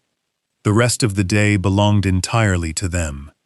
The luxury rideshare vehicle turned onto the familiar tree-lined street of the upscale suburb. For the last hour, the silence inside the car had been absolutely suffocating. The air conditioning hummed softly, but it did nothing to cool the burning tension between the passengers. Trevor sat in the very back row, staring at the perforated leather seat in front of him. He was physically exhausted and emotionally drained. He felt sick to his stomach. He just wanted to walk up his manicured driveway, unlock his custom oak front door, and collapse onto his expensive velvet sofa. He wanted to hide from his furious wife and her deeply judgmental parents. He believed that no matter how catastrophic the financial ruin of the cruise had been, he still possessed his home. He still believed he had a physical fortress to protect him from the outside world. He convinced himself that tomorrow he would wake up, call his father, and beg for forgiveness. He thought his dad would simply fix everything, just like he always did. The black vehicle slowed down as it approached the address. The driver pulled over to the curb and put the car in park. Trevor looked out the tinted window, and his brain immediately rejected the visual information his eyes were receiving. The cognitive dissonance was absolutely paralyzing. He blinked twice, thinking the driver had stopped at the wrong house. He looked at the neighboring properties to orient himself, but the massive oak tree in the front yard was the same. The street address painted on the curb was the exact same. Everything else was completely unrecognizable. The pristine manicured lawn where Sabrina had hosted outdoor brunch parties was entirely gone. The green grass had been trampled by heavy work boots and torn up by the aggressive treads of commercial demolition equipment. A massive silver chain-link fence surrounded the entire perimeter of the property. The fence was at least 8 feet tall, standing like a cold metal cage between the public sidewalk and the private structure. It was bolted together with thick industrial brackets and reinforced with heavy concrete blocks at the base. Right in the center of the yard, hammered deep into the torn earth, was a massive white and red wooden sign. The bold black letters announced that the area was the exclusive property of Vantage Point Development. Below the corporate logo, a strict warning declared the site an active demolition zone and stated that all trespassers would be prosecuted to the fullest extent of the law. The rideshare driver stepped out of the vehicle and walked to the trunk. He popped the liftgate and began unloading the heavy designer suitcases onto the concrete sidewalk. He moved with extreme speed, completely ignoring the massive metal fence and the chaotic scene. He did not ask any questions. He just wanted to collect his exorbitant fare and escape the toxic energy radiating from his passengers. Sabrina stepped out of the car. She adjusted her expensive sunglasses and looked up at the property. She stopped, completely frozen in place. Her carefully curated reality was shattering in real time. Her mother and father stepped out of the vehicle, right behind her. The father took one look at the towering construction fence and the corporate development sign. He let out a long, slow breath of absolute disgust. He looked at the house and then looked at Trevor, as if looking at an insect on the pavement. Trevor stumbled out of the back seat. The midday sun beat down on his shoulders, but he felt ice cold. His legs were shaking so badly he could barely walk. He moved toward the chain-link fence and wrapped his hands around the warm metal wire. He stared through the silver links at the front porch. The custom oak doors were still there, but they were wrapped in heavy steel chains. A massive industrial padlock secured the chains together, holding the doors tightly shut. Sabrina turned toward Trevor, her face contorted into a mask of pure, unadulterated fury. She did not lower her voice to preserve her dignity. She did not care if the neighbors were watching from their living room windows. She let out a scream of rage that echoed down the quiet suburban street. She demanded to know what was happening. She pointed a perfectly manicured finger at the demolition sign and asked him what he had done to her beautiful house. She asked him if he had secretly sold her home to pay off his massive hidden debts. She asked him if they were entirely homeless. Trevor stammered uncontrollably. He shook his head and took a step back from her, completely overwhelmed by panic. He told her he had no idea what was going on. He told her there must be a massive legal mistake. He swore that his father owned the house and would never allow a corporate developer to lock them out. He begged her to calm down and give him 5 minutes to figure it out. Her father crossed his arms over his chest. He looked at Trevor with a cold, predatory stare. He told my son that he was a liar and a complete failure. He stated that successful men do not return from luxury vacations to find their homes barricaded by commercial demolition companies. He told Sabrina to grab her bags because he was calling another private car to take them back to his secure estate. He explicitly stated that Trevor was not welcome to come with them under any circumstances. Sabrina agreed immediately. She looked at Trevor and told him she was utterly disgusted by his existence. She told him he had ruined her life and embarrassed her in front of her family for the very last time. She turned her back on him completely and began dragging her heavy suitcase down the sidewalk toward her parents. Trevor was completely losing his grip on reality. He watched his wife and her wealthy parents preparing to abandon him on the side of the road. He looked back at the house that represented his entire false identity. His breathing became erratic and shallow. He was experiencing a total psychological collapse right there on the public sidewalk. He ran toward the heavy metal gate at the front of the driveway. He grabbed the latch and rattled it wildly. It was secured tightly with a thick chain and a combination lock. Trevor did not care about logic or laws anymore. He needed to get inside. He climbed the chain-link fence, his expensive resort clothes catching and tearing on the sharp wire edges. He threw himself over the top and landed heavily on the dead grass of the front yard, scraping his hands on the dirt. He sprinted up the concrete walkway toward the front porch. He reached into his pocket and pulled out his brass house key. His hands were shaking so violently he could barely hold the small piece of metal. He approached the custom oak doors and tried to insert the key into the familiar lock. The lock had been completely destroyed. The developers had drilled out the cylinder, leaving nothing but a jagged, empty hole in the wood. The heavy steel chains wrapped tightly around the door handles prevented them from turning even a fraction of an inch. Trevor let out a guttural cry of pure desperation. He grabbed the thick industrial padlock holding the chains together and pulled on it with all his remaining strength. The heavy metal did not budge. He looked around wildly, searching for a solution. He saw a large decorative river rock resting in the dry garden bed next to the porch. He picked it up, feeling its heavy weight in his hands. He raised the rock above his head and brought it down violently against the industrial padlock. The loud crack of stone hitting steel echoed across the empty yard. He hit it a second time, and then a third time. He was completely consumed by blind panic, trying to break into a house he had never actually owned. He thought if he could just get inside, he could prove to his wife that everything was fine. What Trevor did not know was that corporate developers do not leave multi-million-dollar assets unprotected. Vantage Point Development had installed a state-of-the-art wireless security system the moment they took possession of the property.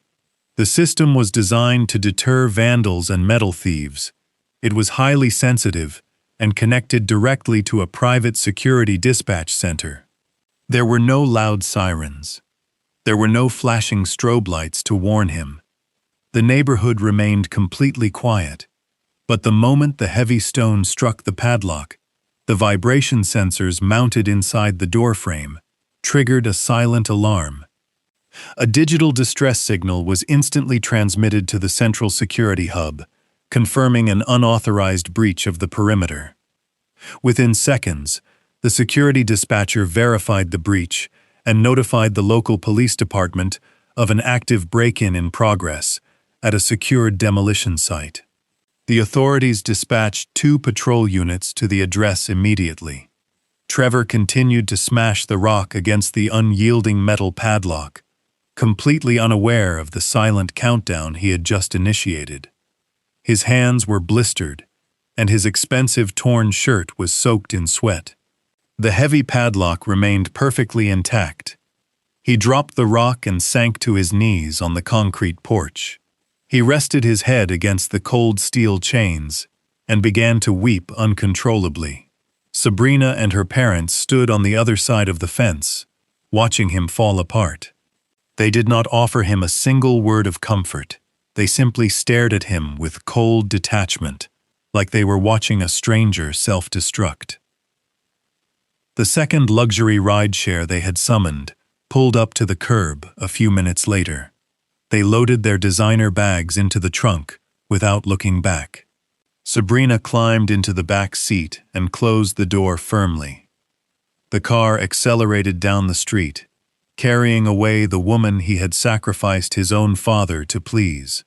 Trevor was left entirely alone, kneeling on the porch of a locked house, surrounded by a chain-link fence. He had absolutely nothing left, and the distant, faint sound of approaching police sirens was beginning to carry on the warm afternoon wind. The blare of the sirens cut through the quiet suburban afternoon, shattering the illusion of safety Trevor was desperately clinging to.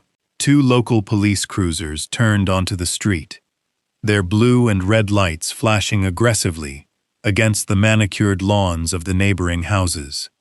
A black private security vehicle from Vantage Point Development followed closely behind them, pulling up to the curb, right in front of the chain-link fence.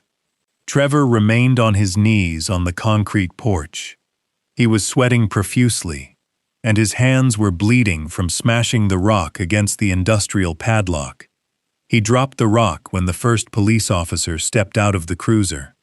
A wave of misplaced relief washed over him. He wiped the sweat from his forehead and slowly stood up. In his mind, he was the victim here. He truly believed he was a homeowner whose property had been illegally barricaded by a rogue corporate developer.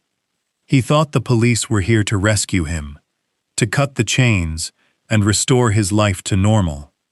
The 2 officers approached the chain-link fence. They did not look like rescuers. They had their hands resting near their duty belts, and their expressions were tight and professional.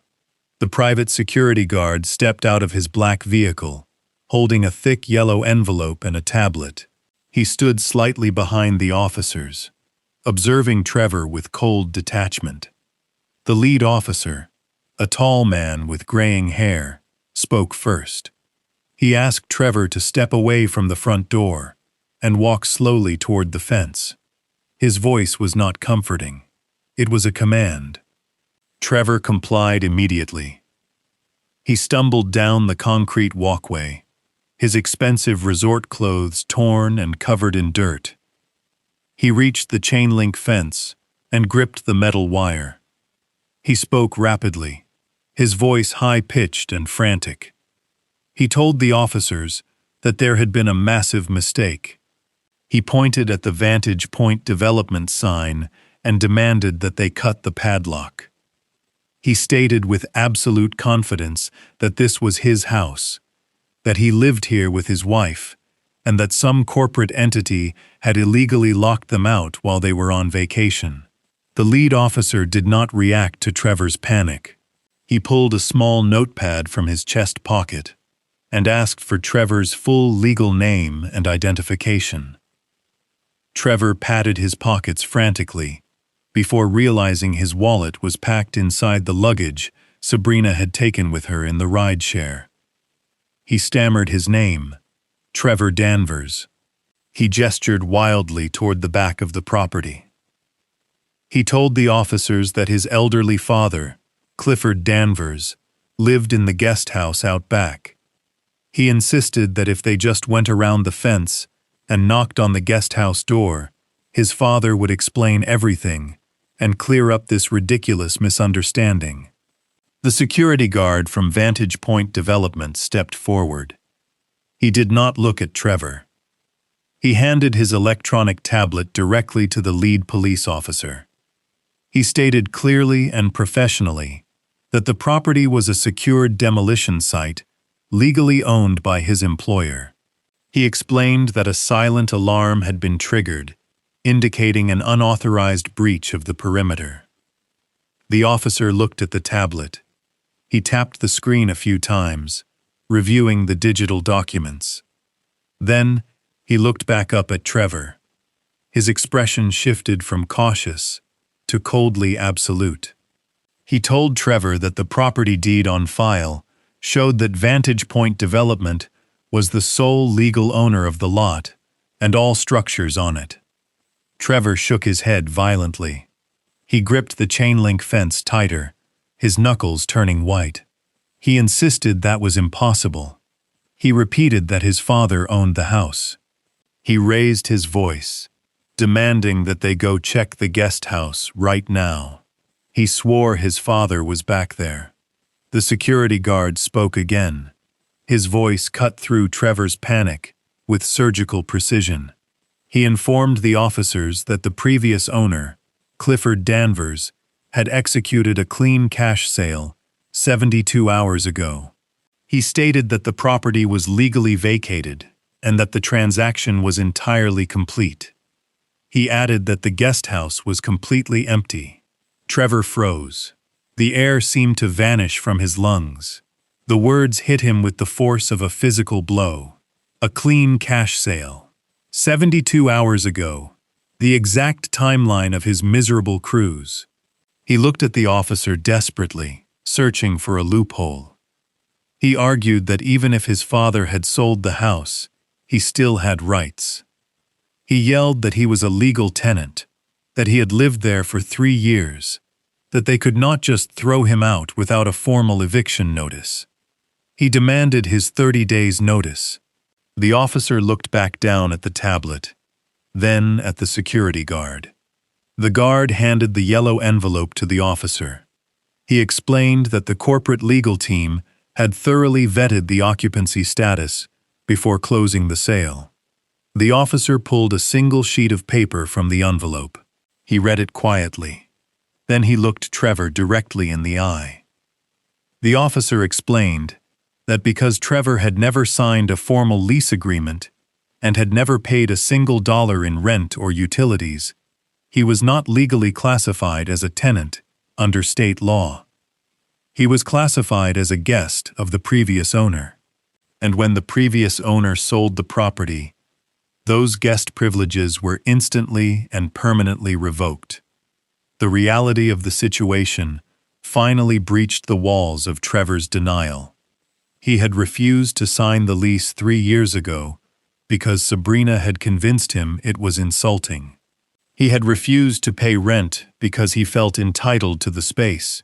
His arrogance, the very thing he thought made him untouchable, had stripped him of every single legal protection he could have had. He let go of the fence and stumbled backward. He looked at the torn-up lawn, the massive corporate sign, and the heavy steel chains on the front door. The house was not stolen from him. It was sold out from under him by the very man he had discarded just days ago. The officer folded the paper and slipped it back into the envelope. He pointed a stern finger at Trevor. He told my son that he was currently trespassing on private commercial property. He warned him that he had illegally scaled a security fence and triggered a silent alarm. The officer stated that the corporate owners had the right to press criminal charges for breaking and entering. Trevor raised his hands in surrender. He was defeated, completely and utterly broken. He looked at the officers, his eyes welling with tears of pure panic. He asked them what he was supposed to do. He told them he had no car, no money, and nowhere to go. He begged them for help. The lead officer did not offer sympathy. He pointed toward the street and told Trevor to climb back over the fence, the exact same way he came in. He gave him exactly 60 seconds to vacate the premises before he would be placed in handcuffs and transported to the county jail for criminal trespassing. Trevor did not argue. He did not yell. He simply turned around, grabbed the cold metal links of the fence, and pulled himself up. His torn resort clothes caught on the sharp wire edges again, ripping the fabric further. He dropped heavily onto the public sidewalk, landing on his knees. He stayed there for a moment, staring at the concrete, completely stripped of his pride, his wealth, and his false identity. The officers watched him closely, their hands resting near their duty belts, ensuring the trespasser was officially removed from the private commercial zone. The police cruisers pulled away from the curb, their sirens silenced, but their message absolute. The dust in the street settled, the afternoon heat pressed down like a physical weight. Trevor remained on the public sidewalk, staring at the massive chain-link fence that separated him from the house he thought he owned. His hands were scraped and bleeding. His expensive resort wear was stained with dirt and sweat. He was completely abandoned. The private security guard from Vantage Point Development was still standing on the other side of the fence. He was a professional, hired by a massive corporation to protect a multi-million-dollar asset. He did not care about the drama that had just unfolded. He did not care that Trevor's wife had left him, or that he was entirely broke. The guard had one final duty to perform before he could return to his air-conditioned vehicle and finish his shift. He walked over to the heavy padlocked gate. He reached into the chest pocket of his black tactical vest and pulled out a thick yellow manila envelope. The envelope looked exactly like the one he had handed to the police officer, but it was thicker. It had Trevor's full name printed on the front in bold black marker. The guard did not speak. He did not offer any sympathy or explanations. He simply slid the envelope through a small gap in the chain-link fence and let it fall onto the concrete sidewalk right at Trevor's feet. Then he turned around and walked back toward the empty house. Trevor stared at the yellow envelope. It looked like a bomb waiting to detonate. He slowly reached down and picked it up.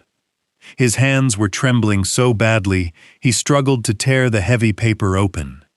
He slid his fingers inside and pulled out the contents. The first thing that fell out was a single silver key. It hit the concrete with a sharp metallic clink. It was not a house key or a car key. It was a cheap generic padlock key, attached to a plastic tag. The tag had a number written on it. Unit 267. The second item was a stack of legal documents stapled together. The letterhead belonged to the commercial storage facility, located in the industrial park on the outskirts of the city. Trevor unfolded the papers and began to read the cold, clinical text. The document was a formal notification from the legal department of Vantage Point Development. It stated that all personal property found inside the acquired structure had been boxed and transported by a commercial moving company. The corporation had secured a medium-sized climate-controlled storage unit to house the abandoned belongings. Trevor read the next paragraph and felt the remaining air leave his lungs. The corporate developer had prepaid the storage rental fee for exactly 30 calendar days. The countdown had started the moment the escrow closed. The document explicitly stated that Vantage Point Development released all liability for the property.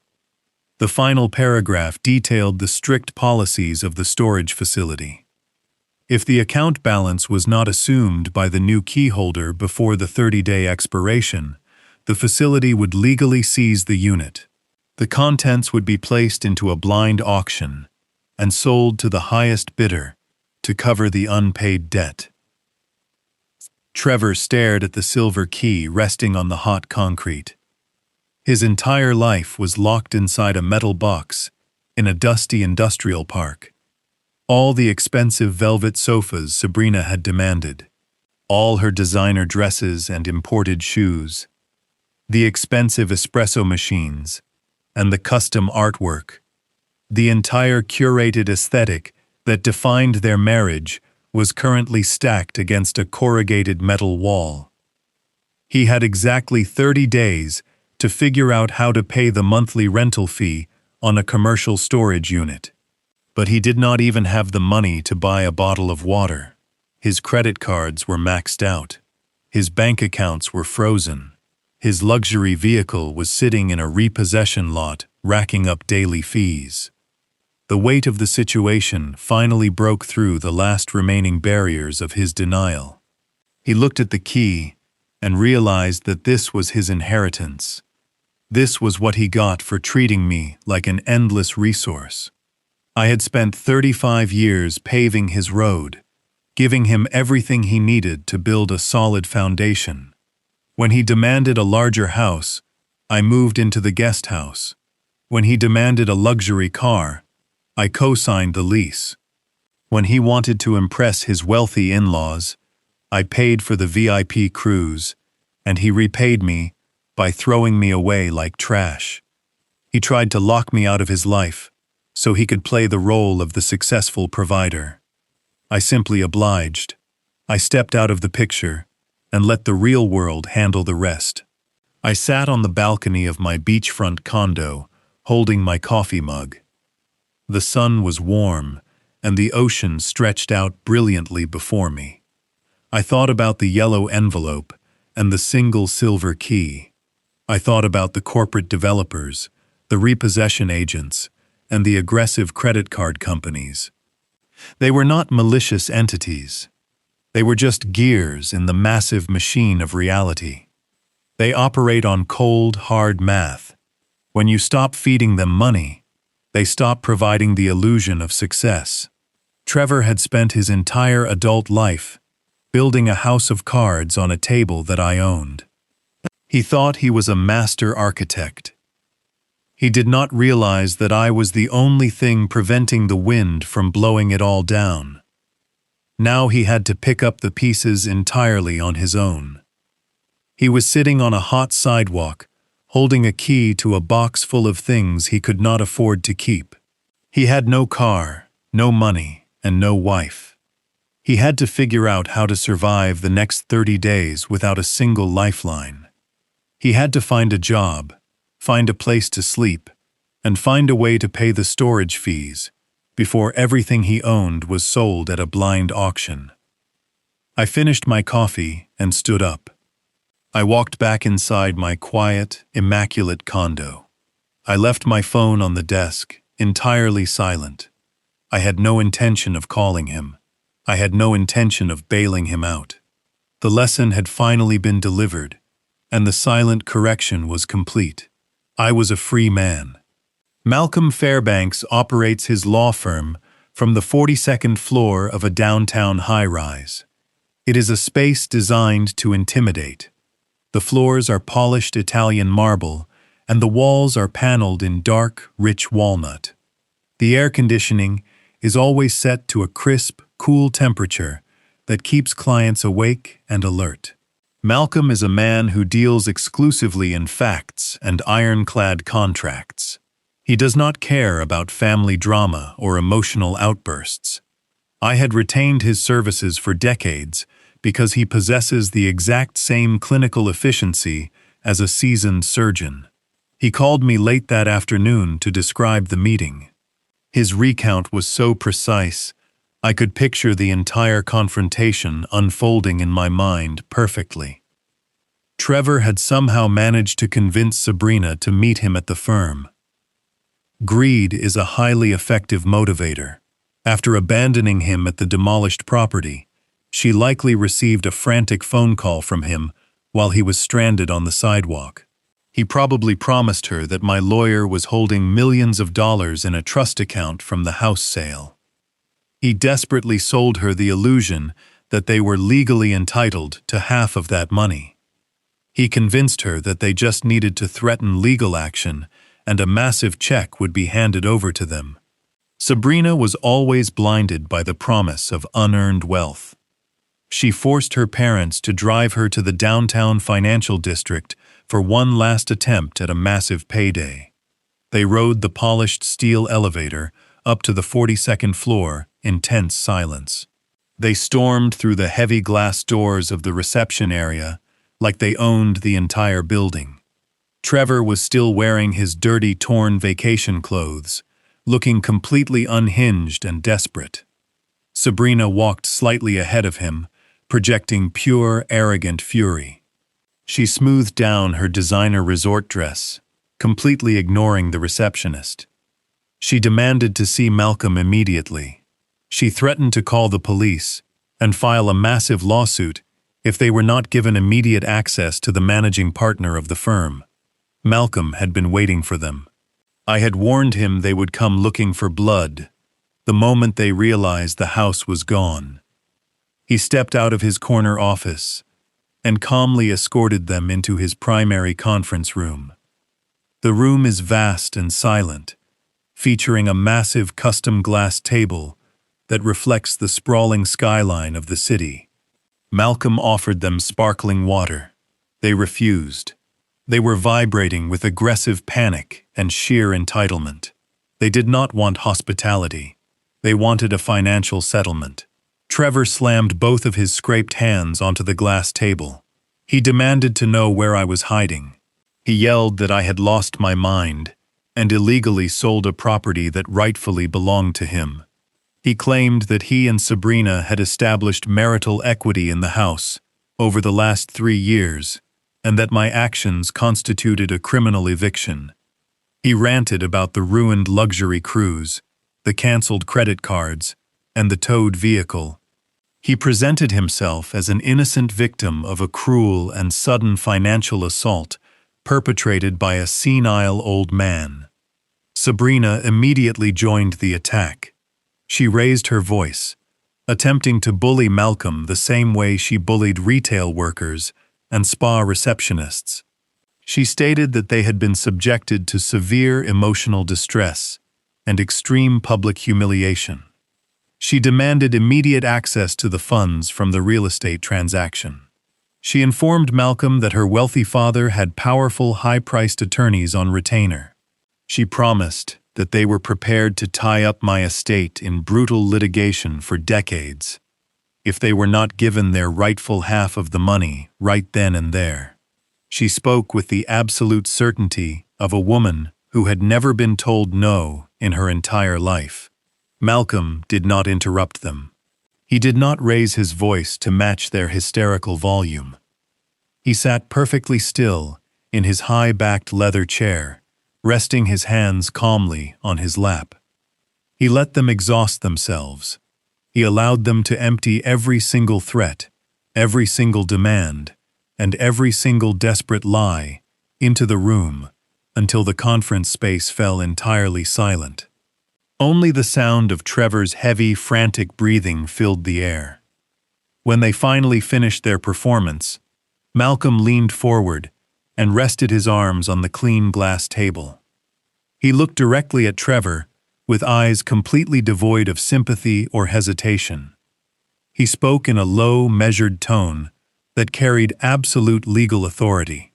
He informed my son that they possessed exactly 0 legal standing in the state court system.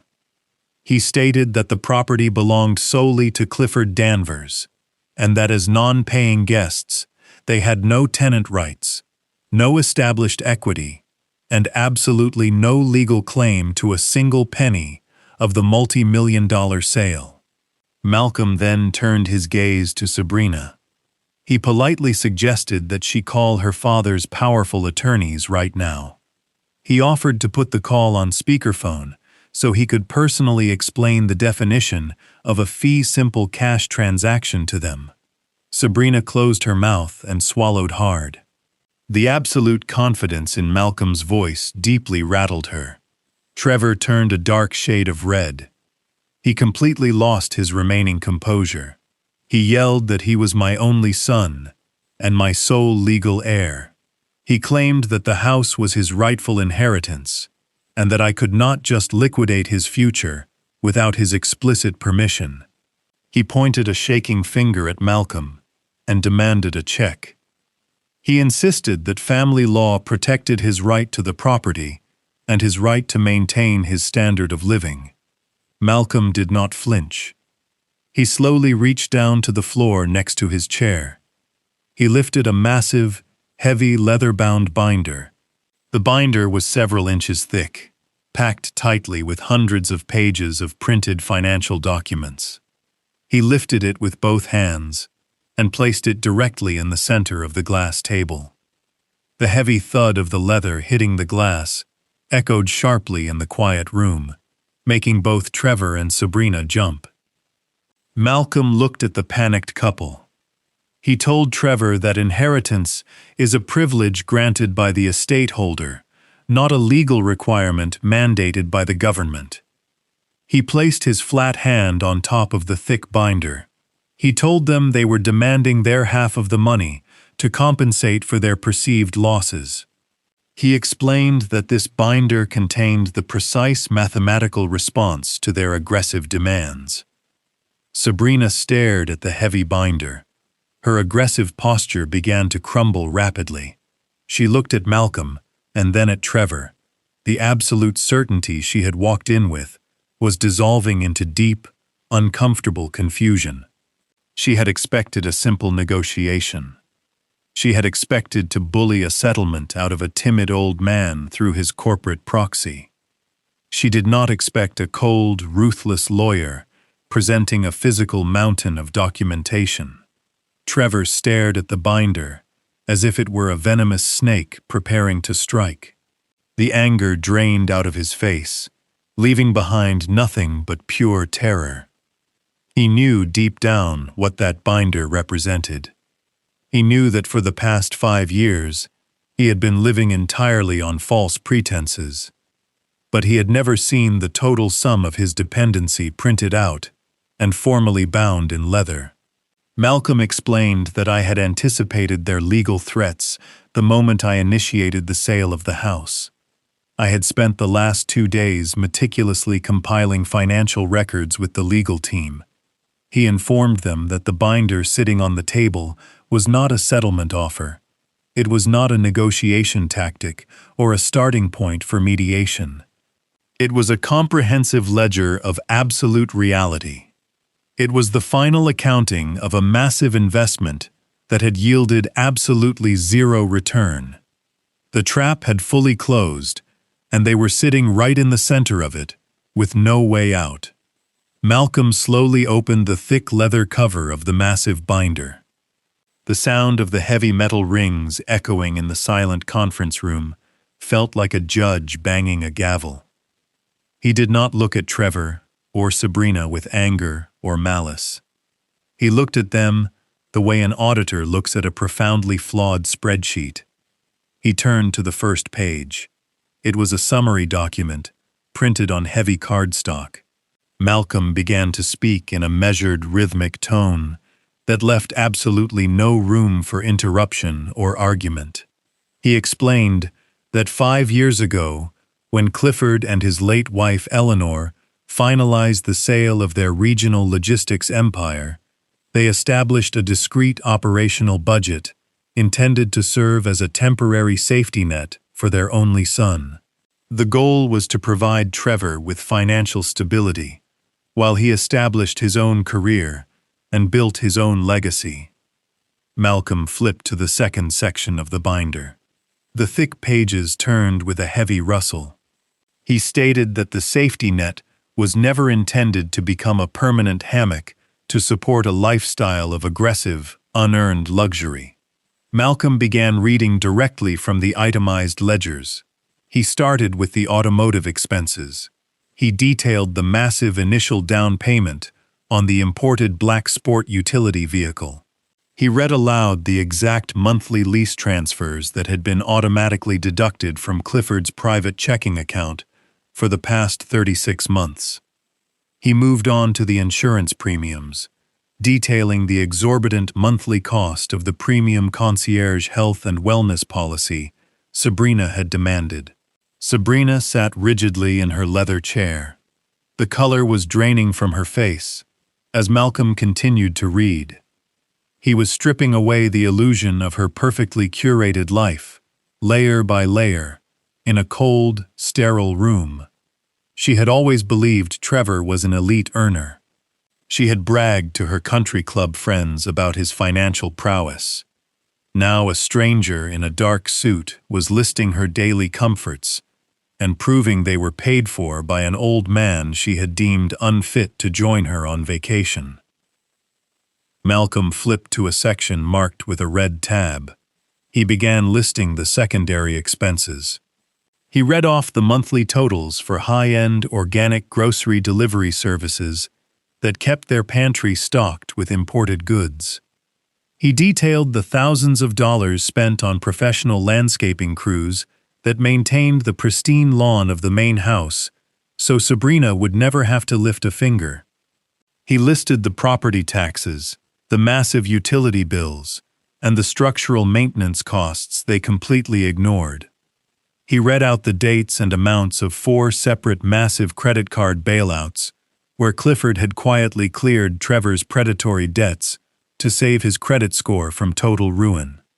Trevor gripped the edge of the glass table. He felt exposed, naked, and completely humiliated.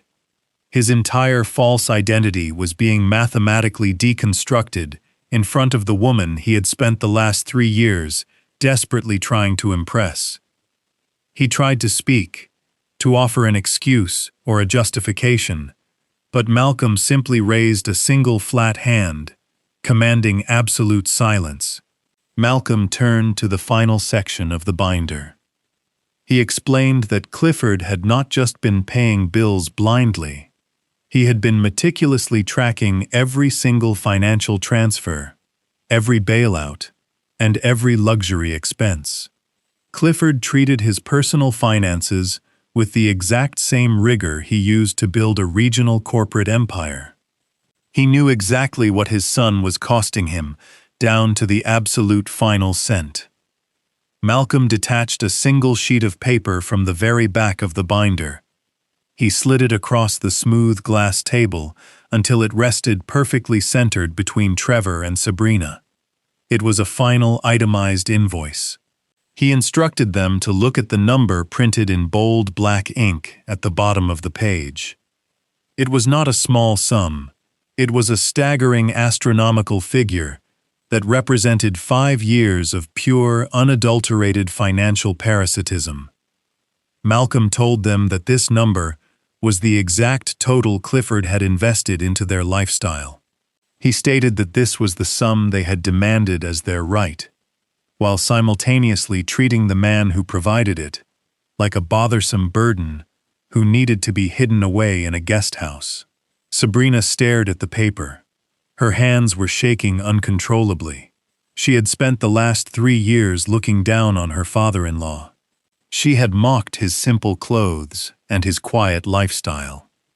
She had told her wealthy parents that Trevor was a highly successful executive who provided for her every need. Looking at the invoice, she finally realized the terrifying truth. Her husband was not a successful provider. He was an adult child living entirely on a massive allowance, and she had just actively participated in biting the hand that fed them. She realized with crushing dread that her parents would find out. The social humiliation would be total and absolute. Trevor could not even look at the number. He stared at his own scraped hands, remembering the cold concrete of the porch he had just been thrown off of. He stammered that since his father was a multi-millionaire, that amount of money meant nothing to him. He desperately tried to revert to his previous argument. He yelled that he was still the sole legal heir. He claimed that this invoice was irrelevant, because one day the entire estate would naturally pass to him anyway. He demanded to know the status of his inheritance, believing that his bloodline guaranteed his future security, regardless of his current horrific actions. Malcolm closed the heavy leather binder with a loud, definitive snap. He folded his hands on top of it and looked at Trevor with absolute finality. He informed my son that bloodlines do not guarantee unearned fortunes.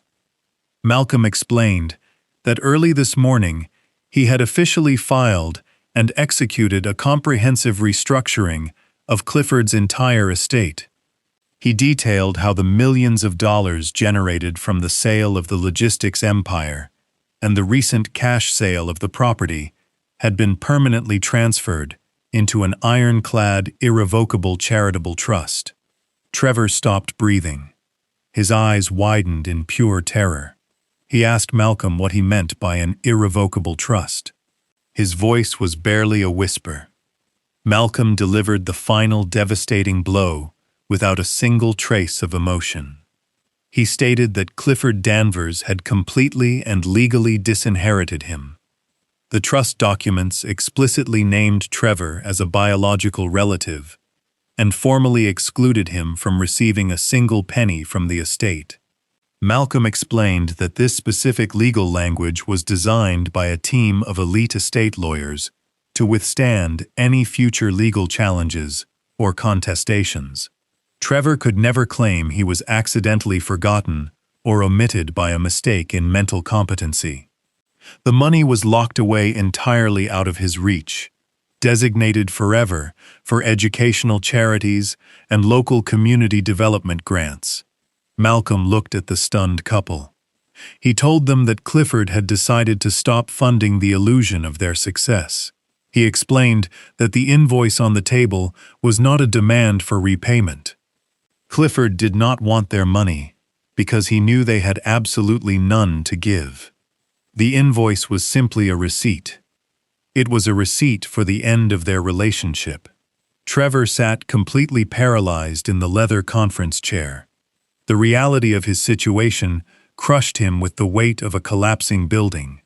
He had traded a multi-million-dollar inheritance for a single tropical cruise and the fleeting approval of a woman who was currently looking at him with absolute unvarnished disgust. He had thrown away a lifetime of absolute security because he was too arrogant to appreciate the quiet old man living in his guest house. He realized he was stepping out of this high-rise building into a world where he had no money, no home, and no father to catch him. Malcolm stood up from his chair. He straightened his immaculate suit jacket and informed them that the meeting was officially concluded. He stated that they had no legal standing, no financial claims, and absolutely no reason to ever contact Clifford Danvers or this law firm again. He politely but firmly asked them to vacate the premises immediately before he was forced to call building security to escort them out to the street. The silence in the room was absolute. There were no more threats of massive lawsuits. There were no more arrogant demands from Sabrina about calling powerful attorneys. There was only the devastating, crushing weight of total consequence. Trevor looked down at the final invoice resting on the glass table. He finally understood the true cost of his betrayal. The bill had come due, and it had cost him absolutely everything. The heavy glass doors of the conference room swung shut behind them with a soft but absolute click. Trevor and Sabrina stepped out into the sprawling marble lobby of the law firm. The air conditioning was freezing, but Trevor was sweating through his ruined resort shirt. He felt completely untethered from reality. He had walked into that room expecting a fight and a financial settlement. He was walking out with absolutely nothing to his name. Sabrina did not wait for him. She marched across the polished stone floor, her designer heels echoing sharply in the quiet reception area. Her parents were sitting on a plush leather sofa near the elevators, waiting for the supposed multi-million-dollar payout their daughter had promised them. Her father looked up from his phone, expecting to see Trevor carrying a finalized settlement check. Instead, he saw his daughter trembling with a rage so pure and concentrated it seemed to lower the temperature in the room. Her mother immediately stood up, sensing the catastrophic shift in the atmosphere. She asked what had happened in the meeting. She asked if the lawyer was trying to delay the transfer of the funds.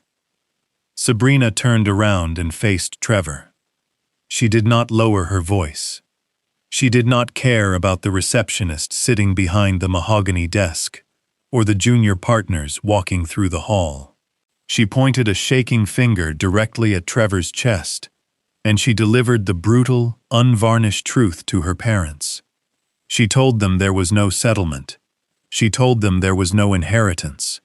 She told them that for the last 5 years, her husband had been nothing but a complete financial parasite, living entirely off an allowance from his father. Her father dropped his phone into his coat pocket. He stood up slowly, smoothing his tailored suit. His expression shifted from mild annoyance to absolute disgust.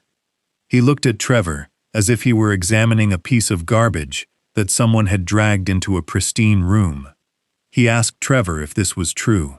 He demanded to know if the house, the cars, and the luxury lifestyle were all a complete fabrication, paid for by a retired logistics manager. Trevor could not look him in the eye. He stared at his scuffed shoes and tried to form a coherent sentence. He stammered that it was just a temporary setback. He tried to explain that his father was just trying to teach him a lesson, and that eventually the trust fund would be overturned. He begged them to just give him a few weeks to hire his own legal team and sort out the estate. Sabrina let out a laugh that sounded like breaking glass. It was sharp and cold and entirely devoid of any affection. She told her parents about the thick leather binder.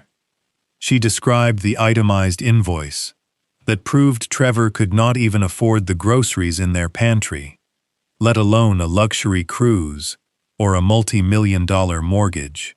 She exposed every single lie he had ever told her about his corporate success and his financial independence. She told her parents that Trevor had been officially and permanently disinherited.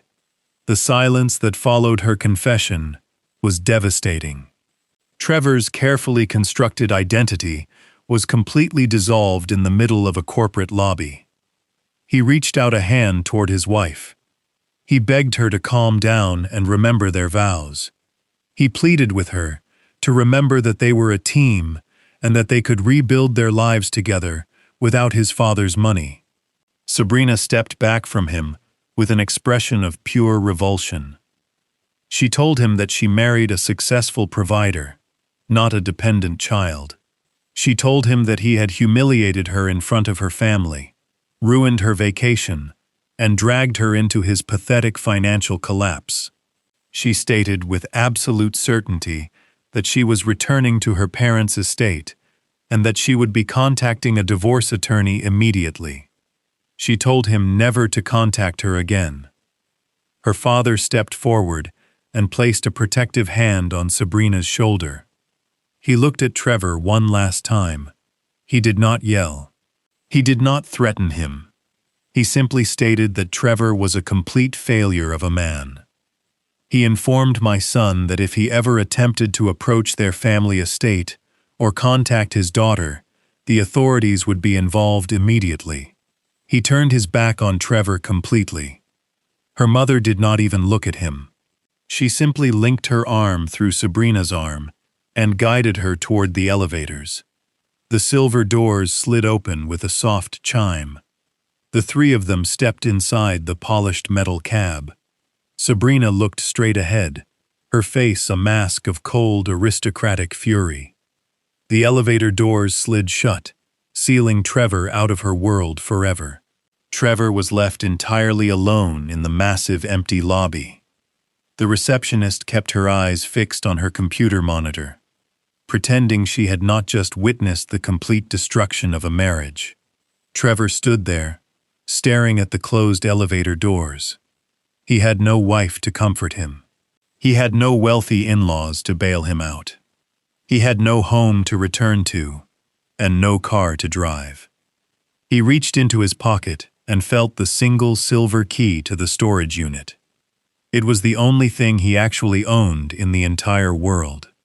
He slowly turned around and walked toward the heavy glass exit doors.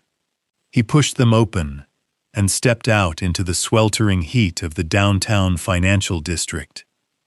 The bustling city moved rapidly around him, entirely indifferent to his collapse.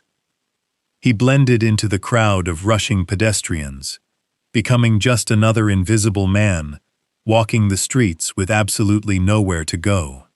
The wet sand packed firmly beneath my bare feet. It was late afternoon, and the coastal sun was beginning its slow descent toward the horizon, casting a brilliant golden light across the water. The rhythmic sound of the crashing waves drowned out every other noise in the world. For 35 years, my life had been defined by loud, chaotic sounds. The roar of diesel engines at the logistics company, the constant ringing of office telephones, and eventually, the demanding, arrogant voices echoing through my own home. Out here, there was only the wind and the ocean. I walked slowly, feeling the cool water wash over my ankles, before retreating back into the sea. There was a time when I thought my purpose in life was to be a permanent shield for my son. I believed that being a good father meant absorbing every impact so he would never have to feel the sting of failure. I carried the weight of his poor decisions, his massive debts, and his desperate need to impress a wife who viewed me with absolute contempt. I carried that heavy burden for so long that I forgot what it felt like to stand up straight. Today, my shoulders felt remarkably light. The crushing pressure in my chest was completely gone. I was breathing deeply, taking in the clean, salty air without a single trace of anxiety. A gentle vibration pulsed against my left wrist. I stopped walking and looked down at my smartwatch. The digital screen illuminated the fading daylight. It was an encrypted email notification from Malcolm. I tapped the glass surface to open the message.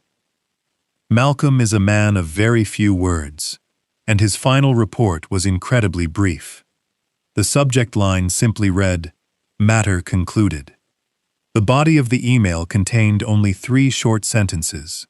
He confirmed that the meeting in his office had ended. He reported that the individuals in question had been presented with the total financial invoice and informed of their absolute disinheritance. He stated that they had vacated the premises without any legal recourse, and that the charitable trust was entirely locked and secure. I read the short message a second time to let the reality truly settle into my mind. The trap had closed. The illusion had been shattered. Trevor was finally standing in the real world, completely stripped of the false safety net I had woven for him. He had chosen to discard me for a luxury vacation. He had chosen the superficial approval of his wealthy in-laws over the quiet loyalty of his own father. I had simply stepped aside and let the natural consequences of his arrogance run their absolute course. There was no screaming match. There was no dramatic confrontation in a crowded room. There was only a swift and silent correction of a deeply broken system. I felt a profound sense of closure wash over me. I did not feel any lingering bitterness or a need to gloat. The anger had completely evaporated, leaving behind a vast and beautiful emptiness.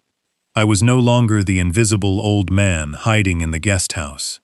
I was no longer the silent bank account funding a toxic marriage. I was just a man standing on a beach with the rest of his life entirely in his own hands. I reached into the pocket of my linen shorts and pulled out my cell phone. I looked at the dark screen for a moment knowing I would never have to see another frantic, demanding text message ever again. I pressed my thumb against the power button and held it down until the device vibrated one last time and powered off completely.